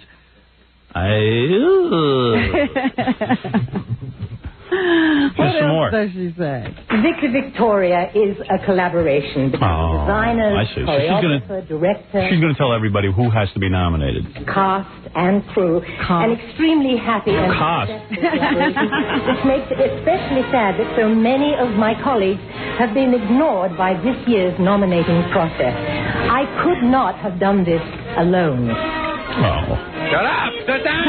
My dad ought to get a hold of her. Oh, he can fix her. Oh, 2 seconds. Not to be stupid, you moron. Right. Is there any more? Or is that all? Oh, I believe that's it. Oh, darn. I was enjoying her. Ooh. I wish she'd go on and on. Can you imagine the nerve of this woman? What a spoiled brat. Egregious. So what if they had nominated everybody and she was the only one who won? That would have been all right. Why? because she is She still didn't do it alone. she's a befuddled loser. The cost still would not have been recognized. I wish she'd become an alcoholic and drink herself to death. Dear. Hey. Well, that's not a nice thing to say. That's true. You're not known for nice things, are you? No. Every minute I say something that's not nice to say. A 6-year-old San Francisco area boy charged with attempted murder of a 6-week-old child may soon get to leave juvenile hall. What is the stumbling block? Finding a suitable foster home. Now, Howard, you have plenty of room. I don't. Actually, I don't. I want a new house. One more room. Can you imagine? Oh, yes, we have a foster child we'd like to place with you. Oh, yes, tell me a little bit about the child. Well, he just kicked a 6-week-old within an inch of his life. So would you like to take this child? I'd rather take a baby tiger into my house. How do you think of that? I think the kids would stand a better chance of survival. Oh, for God's sake. The boy's lawyers are requesting that he be released to his mother, but that request has been denied. Yeah. I say give him to a pack of wolves and let them raise him. The attorneys say the boy is suffering emotionally in custody. I see. They feel that he'd be better off at home. They had a bunch of protesters down, I guess, at the courthouse yesterday saying that this child is being portrayed in the media and being treated by the court system differently because of his ethnicity. Ah, that's probably it. The boy is said to be the youngest child in the nation ever charged with attempted murder. He's accused of breaking into an apartment and beating a month-old baby nearly to death. What ethnicity is he, since we didn't know? The doctors say the infant is in fair condition but will likely have permanent brain damage. This was a normal baby until this little kid got a hold of him. I heard one of the protesters saying that everybody knows that a child of that age doesn't know what death means, so he wasn't trying to kill the baby. Wrong. Trust me. That kid should be executed. There's no hope for him. Watch, he'll go to court, he'll bite the judge on the thigh, ripping his flesh. I've met kids like him.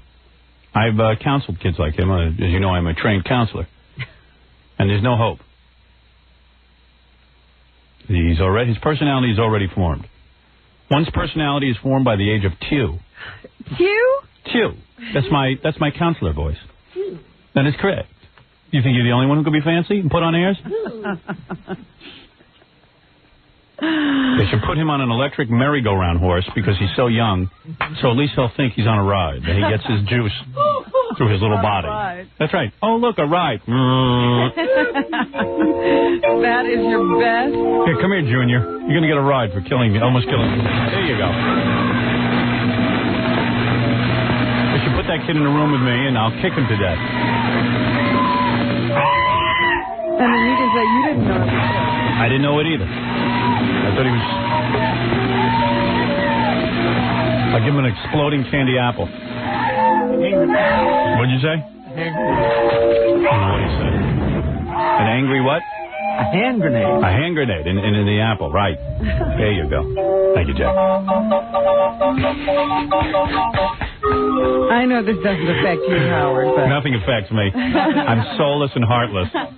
Almost 1 in 3 American adults is worrying about making ends meet. Just a year ago... That's why Jackie makes CDs in his basement. A Marist College survey said the worry factor was 1 in 5, but it's up to 1 in 3 now. The new survey says another 33% sometimes worry about getting by. I don't care. Do you think I care? I guess not. Because George Hamilton doesn't. And when it comes to money matters, women worry more than men. According to a Money magazine poll, it finds that women tend to fret more about finances than men do. More than half of the women polled say they would have trouble paying an unexpected $1,000 bill. That compares to 1/3 of the men who say they'd have that difficulty. Interesting, Robin. Women are also more downbeat about the economy. It's true. Vaginas throw off your reasoning about financial matters. Stop it. That's a proven fact, and Robin has just pointed it out. Oh, dear. No. Sociologists say that the difference is due to the lower earning power of women. Very simple, Howard. It's not vaginas. Huh? You don't know that for sure. Sure. Gotta be careful. Respondents were asked about sex, too. 60% of the women say they think more about money than sex. It's true. Compared to 34% of the men. Well, there you go. I think about sex more than money. Really? Oh, yes. I'm constantly. You have money. What if you didn't have Even when I didn't have the money. I was always thinking about sex. All right, if you say so. Yep, I'm telling the truth. We're going to take a break. We'll be back right after these words. You're listening to The Howard Stern Show. 97.1 The Eagle. You're listening to The Howard Stern Show. Once again, Howard Stern. And once again, Robin Quivers with the news. The depositions for the civil suit, wrongful death suit against O.J. Simpson continue. Everybody's wondering if Jason Simpson, the oldest son of O.J., gave some damaging testimony about his father during those depositions. Jason testified that his father was very upset about the slight from Nicole Simpson that night that banned him from a family gathering after his daughter Sydney's recital. Apparently, according to Jason, they were all supposed to go to a different restaurant that night, and O.J. was included on the guest list. And 2 days before the event, Nicole changed the reservation to Mezzaluna, excluding O.J., and he was quite upset. Look what O.J. is upset about. O.J. Nicole Brown's father also was deposed the other day, and he says that O.J. Simpson was abusing his daughter before their marriage. Wow.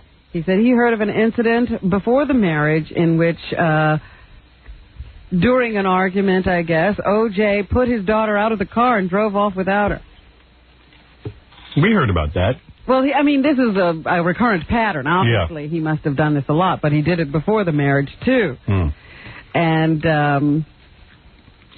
Brown then said to his daughter, I don't know why you would want to continue seeing a man who would treat you that way. However, just before the marriage, O.J., had come back. He picked her up. He apologized. Swore it would never happen again. And because the marriage was imminent, Mr. Brown says he had to accept him. Baby, I'm so sorry. I would never let it happen again to you. I love you. O.J. sweet talking. But after the marriage, Mr. Brown says that O.J. used to call his daughter stupid. Is that her maiden name? Hey, that's every guy's wife's name, isn't it? Well, wouldn't you call somebody stupid who married somebody who put was a murderer? The car? Yeah. He said, how could I not call you stupid? I put you out of the car. You marry me anyway. You're stupid. That's something you got to think about. Yeah. So anyway, Mr. Brown also describes O.J. as a controlling type person. I'll say. Brown said he knew the abuse had gotten worse when Nicole showed him photos of bruises on her body and said O.J. had inflicted them. And then he wrote stupid on a birthday cake. So there seems to have been long-standing abuse, according to the father. How come the father wasn't put on the stand? I don't know. I don't understand any of that whole trial. Plus, the jury only responded to emotional things. They couldn't get into evidence. Emotional to That's what I'm hear saying. about. Why not put that on? Being beaten from her father. That's what I'm saying. That's all the jury was treating it like it was the Ricky Lake show. Whenever those boring guys came on with DNA, they didn't understand it. That was way over their comprehension level. They couldn't get the whole thing. O.J. innocent. He looked like he's sorry. You got to hear some of the jurors interviewed. I don't believe it. Well, what did she do? What did she do to deserve it? And where were her parents? You hear those jurors, you want to hang yourself. Well, she was also not being fair with him. She was with Ron Goldman. Oh, okay. What was he doing there? What was that man doing there? And O.J. didn't beat her that bad. Sometimes a man do get crazy. You don't know what goes on between a man and a woman. Yeah. Stuff like that. With that sort of broken English thing. I mean, that on top of the logic makes you want to just jump out a window. You don't know what go on behind closed doors. These two people knew each other. And those pictures don't look that bad. Oh. Well, when you put it that way. What a jury. All-time moron jury. Well, they got O.J. there now. He's free. Yeah. Well, it's good. It was a good payback to the white man. I know, I feel, as a white man, I feel paid back. Have you learned your lesson? Yeah, I've learned my lesson. I will never, ever convict another black man Then maybe again. we won't have to go through this again. All black men are innocent of everything. No. Not that you don't convict a black man. Oh. No. You still haven't gotten the lesson. I don't want to convict a black man ever. You haven't gotten the lesson. No, I've learned more than my lesson. I say open all the jail cells right now and let every black man out. New lesson. That's a new lesson. Oh, no. You still haven't learned the lesson. I guess you must be taught again. You think I don't know it good enough? I need a new lesson. What a dope I am. Los Angeles dwellers, you're risking your life by breathing the air. Hey, what do we care? We're here. A discouraging new report on air pollution says that living in Los Angeles is likely to shorten your life. All those health freaks. Yeah, you're running is making you breathe more of that crap. Hey, we were the ones who discovered yogurt, man. We're going to live forever. Yeah, right. Keep breathing. They say that the very smoggy days with poor air quality will cause a rise in asthma and flare-ups of emphysema. 25 years of drinking orange juice and doing aerobics, and they'll kill over from the air. You get That's chronic funny. obstructive pulmonary disease and all sorts of lung and heart disorders that can become worse, and especially in children and the elderly. They say this does not, living in L.A. and breathing that air does not shorten your life by a couple of weeks. We're talking a couple of years. Hey, George Burns lived there his whole life. He might have lived. He could have lived to be 102. There you go. Instead, he lost 2 years. As a matter of fact, that's a very interesting story. I'll tell you. I just had no idea. You could care less. I Care can less. tell. Well, if it ain't happening to me, I'm all right. I'm not breathing that air. I'll tell you something. It's worth it to see all those fine broads running around. I practically no clothing out on the beach. Disintegrate. You're damn right. To see him fall apart. You're damn right. Big deal. Actor Martin Lawrence is still in the hospital a day after what is described as a screaming tirade on a busy Los Angeles street. It was the air. New defense. A new defense. I find it odd that, he wigged out at a car wash place. You ever been to a car wash? Oh, stop it. It wasn't like he was in the midst of doing something strenuous or stressful at that moment. Plus, if he was dehydrated, why didn't they just run him through the car wash? Move that water around. Why didn't you just take a drink? Yeah, just run him through on top of the car. A spokesperson for Cedars-Sinai Medical Center says drugs were most definitely not involved in the incident on Ventura Boulevard. Witnesses say Lawrence was having his car washed. Maybe you heard the price. He began to meander up and down the street shouting profanities and eventually struggled with police before being strapped to an ambulance gurney. The 30-year-old star of Thin Line Between Love and Hate and the Fox comedy show Martin is expected to be released from the hospital on Friday and may face misdemeanor charges of having a loaded gun on his person. I say he was drumming up business for the movie. Wait till you see when my movie's coming out. Wait till you see the crap I do in February. That's going to look like a picnic. I'm going to be running around naked in the streets. Lawrence's spokespeople say he is overloaded and just went off. I'm streaking the opera. But he's doing much better now. They say that Martin has been working nonstop since his career took off. Is that right? Not taking a break. No kidding. Yeah. So, I can relate. Attributing that all to overwork and not taking a drink of water. But what happened to the seizure medication? I do not know. Yesterday it was all about seizure medication. Today it's about exhaustion and dehydration. It's all very confusing, Robin. I hope there'll be more details tomorrow. I'm sure we'll one day get Martin on the phone and we'll figure this whole thing out. Yeah, we'll get him on the phone. Once again, I see in the newspaper that LaToya Jackson is saying that she has gotten a restraining order against Jack Gordon. Her husband? And that they are headed for divorce court. Wow. When she what's she selling? When she talked to the press, she said that Jack beat her, and that's all she's going to say about it. She has gotten a restraining order. Wow. And that's that. She must have a movie coming out. I'm going to ride a buffalo through St. Pat's Cathedral when my movie comes out, having me arrested. We have heard these things from LaToya before. Yes, on our show. And we haven't seen LaToya in weeks. We've seen Jack. But Jack, we see. Her, so I would like to hear from LaToya. Gary, call her up. I wish that we could get her on the phone, but it's most often at times like this we can't reach her. That is correct. So I don't right. know what to say. They say in hot copy today, the marriage is off. Now, the last we heard, they had made up with each other and they were trying to have a baby. But Jack couldn't give her a baby. So very sad. Very sad.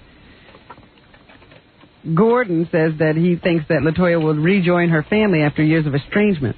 I'll give her a baby. Oh, yeah, they want her back. I don't know. I would give her a baby if she wants one.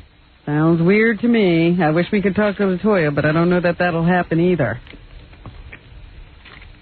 Strange going-ons in that household. Mm-hmm. So that's what's happening, folks. Thanks, Robin. I'll do a quick break here and then come back and do the plugs.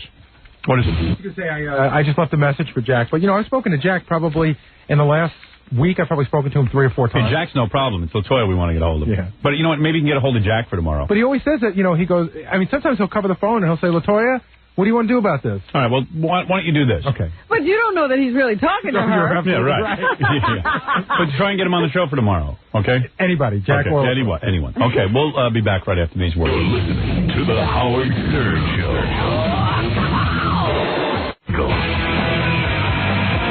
You're listening to the Howard Stern Show. Once again, Howard Stern. Somebody take care of the plug. All righty then. Jackie Penthouse, Joke Page Martling, 78 minutes of filthy jokes on CD or cassette on the hysterical Sergeant Pecker. Only $12 plus $4 shipping and handling. The incredible special, you buy 2, you get 1 free. Call 1-800-323-KING. Tomorrow night, 2 shows at Slapsticks in Baltimore for filthy jokes. Jokeland's web address is... What? For filthy jokes and Jokeland's web address.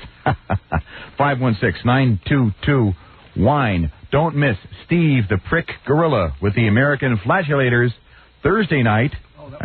I think that's tonight, actually, at 8 p.m. in Hooters in East Meadow. And if you're planning a wedding or party and you need a DJ, call Scott the Engineer's Rocket Entertainment at 718-BAG-5040. Okay, everybody, thanks. We'll be back tomorrow. We'll see you then.